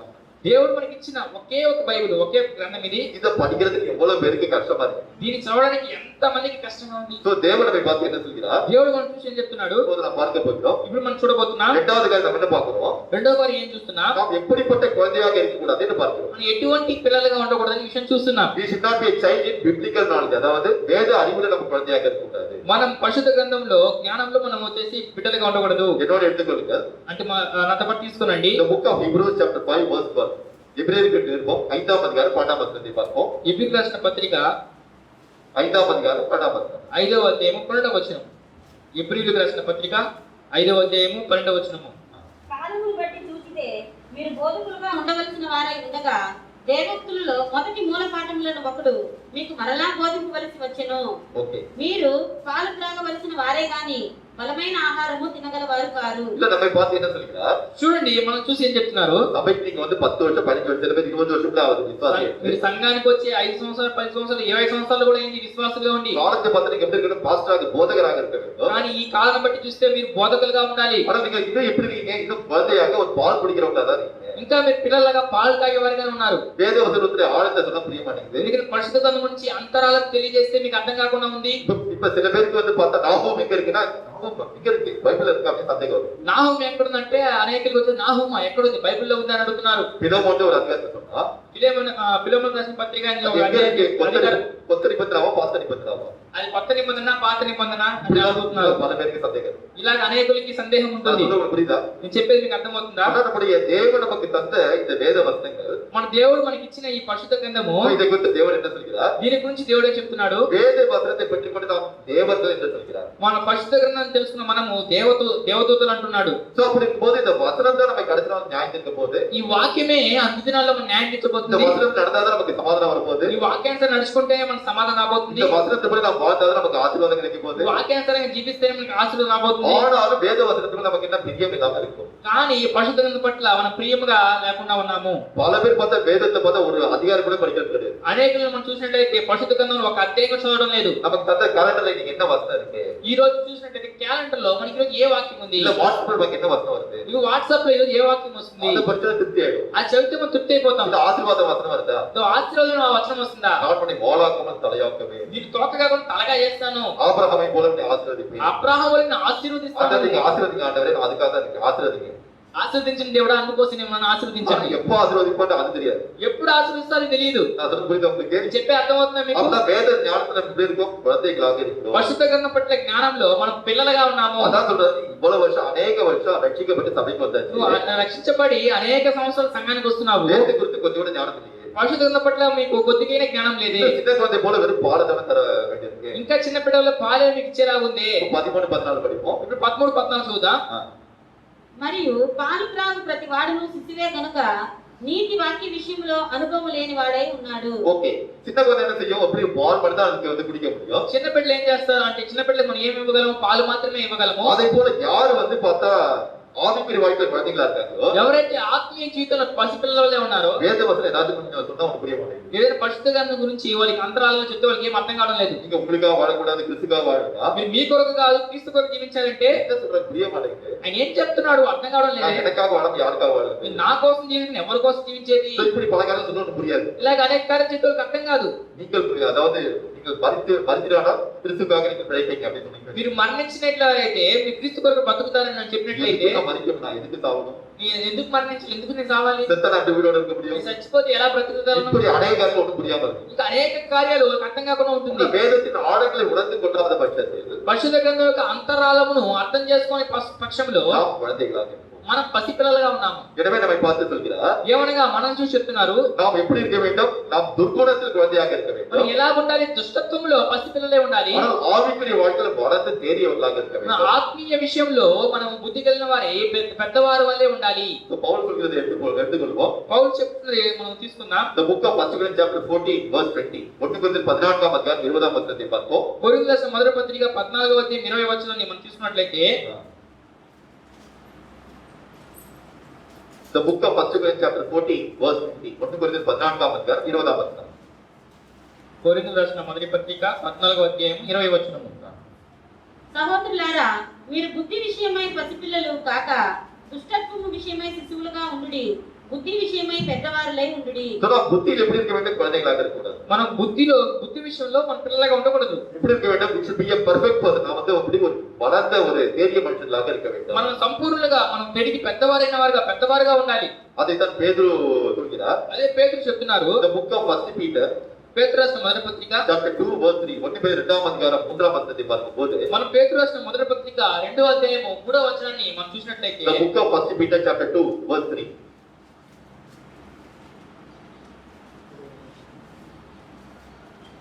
సమస్తమైన దుష్టత్వమును நீங்கள் ரட்சிப்புக்கென்று வளரும்படி புதிதாய் பிறந்த குழந்தைகளைப் போல திருவசனமாகிய கலங்கமில்லாத ஞானபலமே வாஞ்சியாயிருக்கிறார்.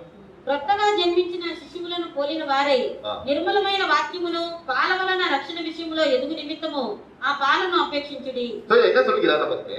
చూడండి మనకి ఏం చెప్తున్నారని. ஒரு பிறந்த குழந்தை இருக்குன்னு పుట్టిన ఒక శిశువు ఉందనుకున్నాం. ஒரு வருஷம் வரலும் அந்த குழந்தைக்கு பால் மேல ரொம்ப பிரியமா. ఒక సంవత్సరం వరకు ఆ పసిపిల్లకి పాల మీద ఎక్కువ ఆసక్తి ఉంది. அதுபோல நம்மை பார்த்து சொல்கிறார், ఆ ప్రకారం మనం చూసి చెప్తున్నారు. எப்படி இந்த சிறு குழந்தை பால் மேல அவ்வளவு பிரியமாக வாஞ்சியாக இருக்கிறதோ, ఏ విధంగా ఆ శిశువు పాల మీద అంత ఆపేక్ష కలిగి ఉన్నదో நாம் அந்த வேத வசனத்தின் மேல் வாஞ்சியாக இருக்க வேண்டும். మనం కూడా పరిశుద్ధ గ్రంథం పట్ల ఆపేక్ష కలిగి ఉండాలి. வாஞ்சியாக இருந்து நாம் வளர வேண்டும். మన ఆపేక్ష కలిగి ఎదగవలను. என்றால் நாம் ரட்சிக்கப்பட வேண்டும். இந்த உலகத்தில் நாம் எப்படி வாழ என்று புரிந்து கொண்டு ரட்சிக்கப்பட வேண்டும். మన ఈ లోకం ఎలా జీవించాలో అర్థం చేసుకుని రక్షించబడవలను. இருக்கிற எல்லா துர்குணத்திலும் நாம் ரட்சிக்கப்பட வேண்டும். ఉన్న సమస్త దుష్టత్వం నుండి మనం రక్షింపబడవలను. அதற்கு வேத வசனத்தை நீங்கள் புரிந்து கொண்டால்தான் దానికి పరిశుద్ధ గ్రంథంలో వాక్యములు మీరు నేను అర్థం చేసుకుంటేనే நாம் ஒவ்வொரு நாளும் வளருவோம், మనం ప్రతిరోజు ఎదుగుతాం. பிறகு தேடுவோம். తర్వాత బుద్ధి పొందుకుంటాం. அப்போதான் தேவன் சொல்கிற காரியத்தை நாம் புரிந்து கொண்டு வாழ முடியும். అప్పుడే దేవుడు చెప్పిన కార్యాలు మనం అర్థం చేసుకుని జీవించగలం. So, எனவே நாம் தேவன் நம்மை பார்த்து என்ன சொல்கிறார்? ఏమనగా దేవుడు మనం చూసి ఏం చెప్తున్నాడు? Book of Ephesians chapter 4 verse 11. எபேசியருக்கு எழுதியிருப்போம் 4వ అధ్యాయం 11వ వచనం. ఎఫెసీయులకు రాసిన పత్రిక 4వ అధ్యాయం 11వ వచనము. எபேசியர் 4వ అధ్యాయం 11వ వచనத்தை பார்க்கும்போது ఎఫెసీయులకు రాసిన పత్రిక 4వ అధ్యాయం 11వ వచనాన్ని చూసినప్పుడు మనమందరము విశ్వాస విషయములోను దేవుని కుమారుని గూర్చిన జ్ఞాన విషయములోను ఆ. ఏకత్వం పొంది సంపూర్ణ So, పురుషుల பாருங்க அப்ப என்ன சொல்லப்பட்டிருக்கீங்க பாருங்க, நல்லா படிச்சு புரிஞ்சுங்க. చూడండి బాగా చదివి అర్థం చేసుకోండి ఏం చెప్పబడుతుందని. நாம் அனைவரும் మన అందరము. இல்ல என்ன சொல்ற பாஸ்டர் ஊழியக்காரங்க மட்டும் சொல்லுங்க. చూడండి ఇక్కడ పాస్టర్లు సేవకులు అని మాత్రమే చెప్పలేదు. என்ன சொல்லப்பட்டிருக்கு? ఏం చెప్పబడి ఉంది? சபைக்கு வருகிற தேவனை ஏற்றுக்கொண்ட எல்லோரும் அனைவரும் సంఘానికి వస్తున్న దేవుని అంగీకరించిన మన అందరము என்ன செய்யணுமா? ఏం చేయాలంట? கிறிஸ்துவை பற்றிய அவர் மேல உள்ள விசுவாசத்திலும் சரி, క్రీస్తునందు కలిగిన విశ్వాసంలోనే సరే, அவரை குறித்த அறிவிலும் சரி, ఆయన పట్ల జ్ఞాన విషయంలో సరే ఏకత్వము పొంది సంపూర్ణ పురుషులమగు వరకు ஏக மனது நாம் எல்லோரும் என்ன செய்யணும்? ஒரே அளவு வளர வேண்டும் அப்படின்னு అంటే சொல்லிக்கிறார். మనం ఏక మనసు కలిగి మనందరం ఒకేలాగా మనం ఎదగవలెను. நிறைவான வளர்ச்சி அடைந்து பூர்ண புருஷனாக மாற வேண்டும். మన సంపూర్ణమైన మనము ఎదుగుదల పొంది పూర్ణ పురుషులుగా మారవలెను. அப்ப என்ன அர்த்தம்? అంటే అర్థం ఏంటి? சபைக்கு தலையாக இயேசு இருக்கிறார். సంఘమునకు ఆ తలగా యేసుక్రీస్తు వారు ఉన్నారు. உதாரணத்துக்கு பாருங்க, உதாரணத்துக்கு பாருங்க, ఉదాహరణ చూడండి, இப்ப தலை வந்து பெருசா இருக்கு, తల పెద్దదిగా ఉంది, சரீரம் ஒட்டியா இருக்கு அப்படி இருக்கும். శరీరం చిన్నదిగా ఉంటే ఎలాగుంటుంది? நீங்க சமயத்தை டிவில பாத்துருக்கலாம். మీరు సమీపంలో మీరు టీవీలో చూస్తుండొచ్చు. மால் நியூட்ரிஷன், அதாவது சத்து குறைவா இருக்கும் போது మనకి పోషకాహార లోపాలు ఉంటే தலை பெருசா இருக்கு, உடம்பு முடியாது. తల పెద్దదిగా ఉంటుంది, శరీరము చిన్నదిగా సన్నగా ఉంటుంది. நீங்க பாத்துருக்கீங்க, చూసుంటారు, பாக்காட்டி சொல்றேன். చూడకపోతే చెప్తున్నాను. இப்ப எத்தியோப்பியா சவுத் ஆப்பிரிக்கால சில கண்ட்ரீஸ் எல்லாம் இருக்கு, ఎథియోపియా అని సౌత్ ఆఫ్రికాలో మన కొన్ని దేశాలు ఉన్నాయి. அங்க பயங்கரமான வறுமை, அதாவது பணப்பட்டு, அதாவது భయంకరమైన உணவு பற்றாக்குறை இருக்கு. భయంకరమైన క్షామము. అక్కడ ఏంటంటే ఆహార పదార్థాలు దొరకడం కష్టము. அப்படி இருக்கும்போது குழந்தைகளுக்கு வேண்டிய சாப்பாடு கிடைக்காது. పిల్లలకి కావాల్సిన ఆహారం దొరకదు. அப்ப என்ன, தலை பெருசா இருக்கு, உடம்பு ஒட்டியாது. తల పెద్దదిగా ఉంటుంది, శరీరం చిన్నదిగా So, ఉంటుంది. நம்மை பார்த்து தேவன் சொல்கிறார், కానీ మనం చూసి దేవుడు చెప్తున్నాడు, தலையாக கிறிஸ்துவுக்கு நாம் சரீரம் எப்படி இருக்கணும், அதற்கேற்ற வளர்ச்சி அடையும். తలైన యేసుక్రీస్తుకి మన శరీరము మనం దాని తగిన విధంగా ఉండాలి. யோசிச்சு பாருங்க, தலை மட்டும் பெருசா இருக்கு, உடம்பு ஒட்டியாது எப்படி இருக்கு? చూడండి, ఆలోచించి చూడండి, తల మాత్రం పెద్దదిగా ఉంది, శరీరం చిన్నదిగా సన్నగా ఉందంటే So, நம்மை பார்த்து சொல்கிறார், మనల్ని చూసి చెప్తున్నాడు, எப்படி கிறிஸ்து ஒரு பரிபூர்ணராக ஞானத்தில் நிறைவாக இருக்கிறார், ఎందుగా క్రీస్తు అయిన వారు ఆ జ్ఞానంలో పరిపూర్ణులై ఉన్నారు. நாம் அனைவரும் என்ன செய்யணுமா, మన అందరం కూడా ఏం చేయాలంట, கிறிஸ்து மேல உள்ள விசுவாசத்துல சரி, క్రీస్తు మీద ఉన్న విశ్వాసమైనా அவரை సరే, குறித்த அறிவினை சரி, ఆయన మీద ఉన్న ప్రేమలో అయినా సరే இந்த ஞானத்தை சம்பூர்ணமாக மாற வேண்டும். మన జ్ఞానంలో సంపూర్ణులుగా మారవలను. இப்படி நம்ம இருக்க கூடாது, ఎలా ఉండకూడదు? இந்த வேத அறிவியல் நம்ம சின்ன குழந்தையாக இருக்க ఈ கூடாது. పరిశుద్ధ గ్రంథం పట్ల జ్ఞానంలో మనం పసిపిల్లలుగా ఉండకూడదు. நான் சொல்ல புரியுதா உங்களுக்கு? నేను చెప్పే అర్థమవుతుందా మీకు? சின்ன பிள்ளை இருக்கிறது ரொம்ப சந்தோஷம் தான். పసిపిల్లలుగా ఉండడం చాలా సంతోషమే. ஏன்னா இப்ப நானே ஒரு சின்ன பிள்ளையா இருந்தா నేనే ఒక పసిబిడ్డనైతే எனக்கு எந்த ஒரு கஷ்டம் கிடையாது. నాకు ఏ ఒక ఆలోచన లేదు. எப்ப எனக்கு என்ன வேணுமோ அது கரெக்டா கிடைக்கும். నాకు ఏది కావాలో సరైన సమయంలో దొరుకుతుంది. நாளை குறித்து எனக்கு எந்த ஒரு பயம் கிடையாது. రేపటి గురించి నాకు ఆలోచన లేదు, చింత లేదు. இதுக்கு அடுத்த ஒரு மணி நேரம் கழிச்சு நான் என்ன செய்யணும்னு தெரியாது. తర్వాత ఒక గంటన్నర ఏం చేయాలో నాకు తెలియదు. சில குழந்தைகளுக்கு டைம் கூட பார்க்க தெரியாது. కొంతమంది పిల్లలకి సమయం చూసేదో తెలియదు. அவங்க అమ్మా சொல்லுவாங்க, போய் பாரு, ஸ்கூல் டைம் ஆச்சு காங்க அப்படிப்பாங்க. చాలా మంది వాళ్ళ తల్లిదండ్రులు చెప్తారు, స్కూల్ టైం అయింది, నువ్వు వెళ్ళి బయలుదేరు. சாப்பிட டைம் தெரியாது, ఆహారం తినే సమయం తెలియదు. உட்கார் சாப்பிட டைம் ஆயிடுச்சு. కూర్చో తీరు సమయం అయింది. சோ அப்ப பாருங்க, அது மாதிரி நம்ம இருக்கணும்னு நினைக்கிறோம், ఆ ప్రకారం మనం ఉండాలని అనుకుంటున్నా, ஆனா நம்ம வளர்ந்தாச்சு. కానీ ఎదిగిపోయాం. ஆனா நம்ம வளர்ந்து நம்ம எப்படி இருக்கணும், ఎదిగిన మనం ఎలా ఉండాలి? துர்குணத்துல குழந்தையா இருக்க கூடாது. దుష్టత్వంలో మనము పసిపిల్లలుగా அப்பதான் ఉండకూడదు. மாமிச சிந்தையோட நம்ம இருக்க கூடாது. శరీరానుసారంగా మనం జీవించకూడదు. அதே மாதிரி வேத அறிவியல் நம்ம குழந்தையா இருக்க கூடாது. మన పరిశుద్ధ పట్ల జ్ఞానంలో మన పిల్లలుగా ఉండకూడదు. அது புரியுதா உங்களுக்கு? చెప్పేది అర్థమవుతుందా நீங்க మీకు? இப்படிப்பட்ட குழந்தைகளாக இருக்கிறீர்களா, நீங்களே சோதித்து ஆராய்ந்து பாருங்க. మీరు ఎటువంటి పిల్లలుగా మీరు ఉన్నారో మీరు మిమ్మల్ని మీరే పరిశుద్ధి చూసుకోండి. ஆனால் இப்போது எப்படிப்பட்ட குழந்தைகளாக நாம் இருக்க வேண்டும் என்று இயேசு சொல்லிட்டு பார்க்க మనం போகிறோம். ఎటువంటి బిడ్డలుగా మనం ఉండాలని యేసుక్రీస్తు వారు చెప్తున్నారు, చూద్దాం. What sort of child we should be? நாம் எப்படிப்பட்ட குழந்தையாக இருக்க வேண்டும் என்று இயேசு விரும்புகிறார் என்று பார்க்க போகிறோம். మనం ఎటువంటి బిడ్డలుగా మనం ఉండాలని యేసుక్రీస్తు వారు ఇష్టపడుతున్నారో చూద్దాం. இதுல 4 சுபாவங்களை நாம் பார்க்க போகிறோம். ఇందులో 4 స్వభావాలు మనం చూడబోతున్నాం. குழந்தைகளுக்கு இருக்கிற 4 சுபாவங்களுடைய வாழ்க்கை இருக்க வேண்டும் என்று பார்க்கிறோம். పిల్లలకున్న 4 స్వభావాలు మన జీవితంలో ఉన్నాయో చూసుకోవాలి. மற்ற சுபாவங்கள் நமக்கு வேண்டாம், முக்கியமா 4 காரியத்தை மட்டும் பார்க்க போகிறோம். ఇతర స్వభావాలు మనకు వద్దు, ముఖ్యంగా 4 స్వభావాలు. சோ இயேசு என்ன சொல்கிறார்? యేసుక్రీస్తు వారు ఏం చెప్తున్నారు? மீண்டும் அதை படிப்போம். மத்தேயு 18ஆம் அதிகாரம் 3ஆம் வசனத்தை படிப்போம். మరలా మనం చదువుకుందాం మత్తయి సువార్త 18వ అధ్యాయము 3వ వచనాన్ని. The book of Matthew chapter 18 verse 3. மத்தேயு 18ஆம் அதிகாரம் 3ஆம் வசனத்தை படிப்போம். మత్తయి సువార్త 18వ అధ్యాయం 3వ వచనాన్ని మరలా ఒకసారి చదువుకుందాం. இயேசு நம்மை பார்த்து சொல்கிறார், యేసుక్రీస్తు వారు మనం చూసి చెప్తున్నారు, நீங்கள் மனம் திரும்பி பிள்ளைகள் போல ஆகாவிட்டால் பரலோக ராஜ்யத்தில் பிரவேசிக்க மாட்டீர்கள். మీరు మార్పు నుండి బిడ్డల వంటి వారు అయితేనే గాని పరలోక రాజ్యంలో ప్రవేశింపరని నిశ్చయంగా చెప్తున్నాను. Unless you are not converted as small children, you can never enter the kingdom of God. அதாவது நீங்க சிறுபிள்ளையை போல ஆகாட்டி பரலோக ராஜ்யத்துக்கு போக முடியாது. మీరు పసిబిడ్డ వలె మీరు మార్పును పొందకపోతే మీరు పరలోక రాజ్యంలో మీరు ప్రవేశించలేరు. நீங்கள் நான் ఎదుర్కాக చర్చకి వரோம், మీరు నేను ఎందుకోసం మందిరానికి వస్తున్నాం? அந்த பரலோக ராஜ்யம் போறதுக்கு தான் வரும். ఆ పరలోక రాజ్యం వెళ్ళడానికే వస్తున్నాం. அதற்கு தான் உங்கள் ஒவ்வொருவரையும் தேவன் ஆயத்தப்படுத்த விரும்புகிறார். అందుకొరకే దేవుడు మిమ్మల్ని ప్రతి ఒక్కరిని సిద్ధపరచడానికి ఇష్టపడుతున్నాడు. இயேசுவின் வருகையில் நம்ம கரைந்திருப்பு இல்லாத மண்ணில சபையாக போகணும்னா, యేసుక్రీస్తు వారి రాకడలో మన మనకామాలలేని మహిమగల సంఘంగా మన కొనిపోబడాలంటే சபையாகத்தான் இயேசுட போக போகுது. సంఘముతోని యేసుక్రీస్తు వారికి వెళ్ళగలము. அதற்கு தான் நம்ம இவ்வளவு பார்க்கிறோம். దాని కొరకే ఇంత చూస్తున్నాం. சிறுபிள்ளைகளாக நீங்களும் ஆக வேண்டும் என்பது புரிந்து கொள்ள வேண்டும். పసిబిడ్డల వలె మీరు నేను మారాలని తెలుసుకోవాలని. முதல் காரியத்தை என்ன பார்ப்போம்? அந்த சின்ன குழந்தைகளுடைய முதல் சுபாவம் என்னன்னா, చిన్న పిల్లల ఒక మొదటి స్వభావం ఏంటంటే possession in life. அதாவது எல்லாம் எனக்கு வேணும், அதாவது என்னுடைய உடைமைகள் அப்படின்னு நினைக்கும். అంతా నాకు సంబంధించింది నాకే కావాలంటారు. இப்ப பாருங்க, ఉదాహరణకి இப்ப அவங்க அம்மா ஒரு சின்ன குழந்தை அம்மா அப்பா இருக்காங்க. ఒక చిన్న బిడ్డ ఒక తల్లిదండ్రులు ఉన్నారు. உதாரணத்துக்கு அவங்க அம்மா உள்ள போங்க, சொல்லிட்டு பாரு, இது என்னோட அம்மா உன் அம்மா இல்லை அப்படின்னு சொன்னா, ఇప్పుడు ఉదాహరణకి నువ్వు పో నీ మా అమ్మ ఇది మీ అమ్మ కదా అంటే ఉదాహరణకి அப்ப அந்த குழந்தை என்ன சொல்லும்? ఆ బిడ్డ ఏమంటది இது நாதி, என்னோட எங்க அம்மா அப்படின்னு. ఇది నాది ఇది మా అమ్మ అంటారు. அது மாதிரி அதோட அதுக்கு ஏதாச்சும் ஒரு உங்க அம்மாவோட பேக் எடுங்க, అదే విధంగా వాళ్ళ తల్లి ఒక బ్యాగ్ తీసుకోండి, இந்த பேக் என்னது? ఈ బ్యాగ్ నాది అంటారు, இது என்னது? ఇది నాది. அப்படின்னா என்ன இருக்கும்? அது ஒரு possession. The child will have a possession. அதாவது தன்னோட இருக்கிற அந்த உடமை இருக்கு. ఇది నాది అనే ఒక తత్వం ఉంటుంది. நான் சொல்ல புரியுதா உங்களுக்கு? చెప్పేది మీకు అర్థమవుతుందా? அப்பனா அதோட பொருள் என்னென்னவோ அது என்னோடது அப்படி அதை தரத்துக்கு என்பது மனசு. అది ఇది నాది ఇది నాకు సొంతమే అని చెప్పేసి ఒక తత్వం కలిగి ఉంటుంది. అది ఎవరికి ఇవ్వడానికి ఇష్టపడదు. இந்த சுபாவம் உங்களுக்கு எனக்கு வரணும். எதுல வரணும்னு பாப்போம். ఇది ఈ స్వభావం మీకు నాకు రావాలి. ఎందులో రావాలి చూద్దాం. உலகத்திற்குரிய காரியத்தால ఈ లోక సంబంధమైన కార్యాలే కాదు. உங்ககிட்ட பணம் இருந்தா என்னோட பணம் யாருக்கு தர மாட்டான். అంటే ఉదాహరణకి ఇప్పుడు వచ్చేసి నాది డబ్బు ఇది నా డబ్బు నేను ఎవరికి ఇవ్వను అది కాదు. எதில் நம்ம வந்து அந்த பொசஷன் இருக்க வேண்டும், எதில் அந்த உடமை இருக்க வேண்டும். ఏది ఇది నాకు సొంతమని ఇది దేంట్లో ఉండాలి. முதல்படி தேவன் எப்படிப்பட்டவர் என்று பார்க்க போகிறோம். మొదటిగా మన దేవుడు ఎలాంటి వాడో మనం చూడబోతున్నాం. அவர் எப்படிப்பட்ட பொசஷன் உள்ளவராக இருந்தார் என்று பார்க்க போகிறோம். ఆయన ఎటువంటి ఆయన సొంతము కలిగిన కార్యంగా ఉందో చూడబోతున్నాము. என்னோட எடுத்துக்கொள்ளுங்க the book of Isaiah chapter 42 verse 8. ஏசாயா 42 அதிகாரம் 8 வசனம். యెషయా గ్రంథం 42వ అధ్యాయం The book of Isaiah chapter 42 verse 8. 8వ వచనం. ஏசாயா 42 அதிகாரம் 8 வசனம். యెహోవాను నేనే, ఇదే నా నామము, మరి ఎవరికి నా మహిమను నేను ఇచ్చివాడను కాను. இப்ப தேவன் என்ன சொல்றாரு? చూడండి దేవుడే చెప్తున్నాడు, நான் தான் யெகோவா, నేనే యెహోవాని, நான் தான் கர்த்தர், నేనే ప్రభువుని, என்னுடைய மகிமை நான் ஒருத்தருக்கு தர மாட்டேன், నా మహిమని ఎప్పటికి ఇవ్వను, என்னோட துதி எந்த விக்கிரகம் தர மாட்டேன். నా స్తుతి విగ్రహానికి ఇవ్వను. அப்படியே மகிமை யாராச்சும் எடுத்தா ఆ మహిమని ఎవరైనా తీసుకుంటే ஒண்ணு இல்லைன்னு ஆக்கிடுவாரு. వాళ్ళని ఏమీ లేకుండా చేసేస్తాను. ஏன்னா அவர் எப்படிப்பட்டவர் சொல்றாரு? ఆయన ఎటువంటి వాడని చెప్తున్నాడు. எடுத்துக்கொள்ளுங்க the book of Exodus chapter 20 verse 5.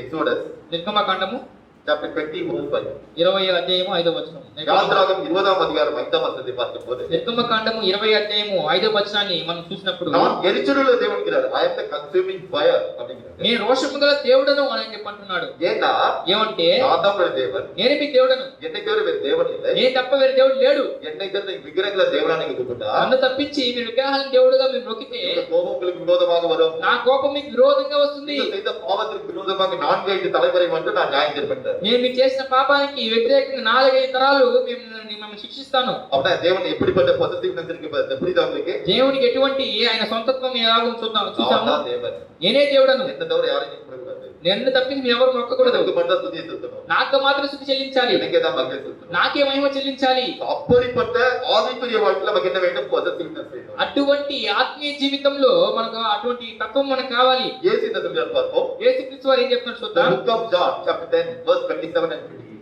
யோவான் యోహాను The book of John chapter 10 verse 27 and 28. யோவான் 10ஆம் அதிகாரம் 27-28 படிப்போம். యోహాను సువార్త 10వ అధ్యాయము 27వ అధ్యాయం. నా గొర్రెలు నా స్వరము వినును, నేను వాటిని ఎరుగుదును, అవి నన్ను వెంబడించును. నేను వాటికి నిత్య జీవమునిచ్చుచున్నాను గనుక అవి ఎన్నటికీ నశింపవు, ఎవడునో వాటిని నా చేతిలో నుండి అపహరింపడు. இப்ப இயேசு என்ன சொல்றாரு பாருங்க. చూడండి యేసుక్రీస్తు వారు ఏం చెప్తున్నారు. என் ஆடுகள் இந்த சத்தத்திற்கு செவி கொடுக்கிறது. నా గొర్రెలు నా స్వరమునకు వింటున్నాయి. அப்ப நீங்கள் ஆடு யாரோட ஆடுகள்? இயேசுவுடைய ஆடுகள். మీరు నేను ఎవరి యొక్క గొర్రెలము? యేసుక్రీస్తు వారి యొక్క గొర్రెలము. அவர் சொல்றாரு, ஏன் இது என்னோட ஆடுகள், ఈ నా గొర్రెలు, இந்த ఆடுகளை யாரையும் கையில இருந்து பிடிக்க முடியாது. నా గొర్రెలు నా ఎదురు ఎవరు చేతుల్లో తీసుకెళ్లారు. நான் சொல்றது புரியுதா? నేను చెప్పేది అర్థమవుతుందా? எப்படி தேவனுக்கு அந்த ஒரு பொசசிவ்னஸ் என்னோட இதுங்கிற அந்த இது இருக்கோ, దేవునికి ఎటువంటి ఇది నాది అనే నా సొంతం అనే ఒక తత్వం ఉందో, அதுபோல உங்களுக்கு எனக்கும் ஆவிக்குரிய வாழ்க்கை என்ன வேண்டும்? அந்த பொசசிவ்னஸ் என்னோட இதுங்கிற அந்த உடைமை வேண்டும். అదే విధంగా ఆ ఆత్మీయ జీవితంలో కూడా మీకు నాకు ఇది నా సొంతం ఇది నాది అనే తత్వం కావాలి. எதை குறித்து வேண்டுகிறது பார்ப்போம். దేని గురించి కావాలి అని చెప్పేసి మనం చూద్దాము. என்னோட எடுத்துக்கொள்ளுங்கள். కాబట్టి తీసుకోనండి. The book of Mark chapter 10 verse 35 to 41. Mark 10ஆம் அதிகாரம் మార్కు సువార్త 10వ అధ్యాయము 35-41 படிப்போம். 35 నుంచి 41 వరకు. The book of Mark chapter 10 verse 35 to 41. 35 నుంచి 41 వరకు.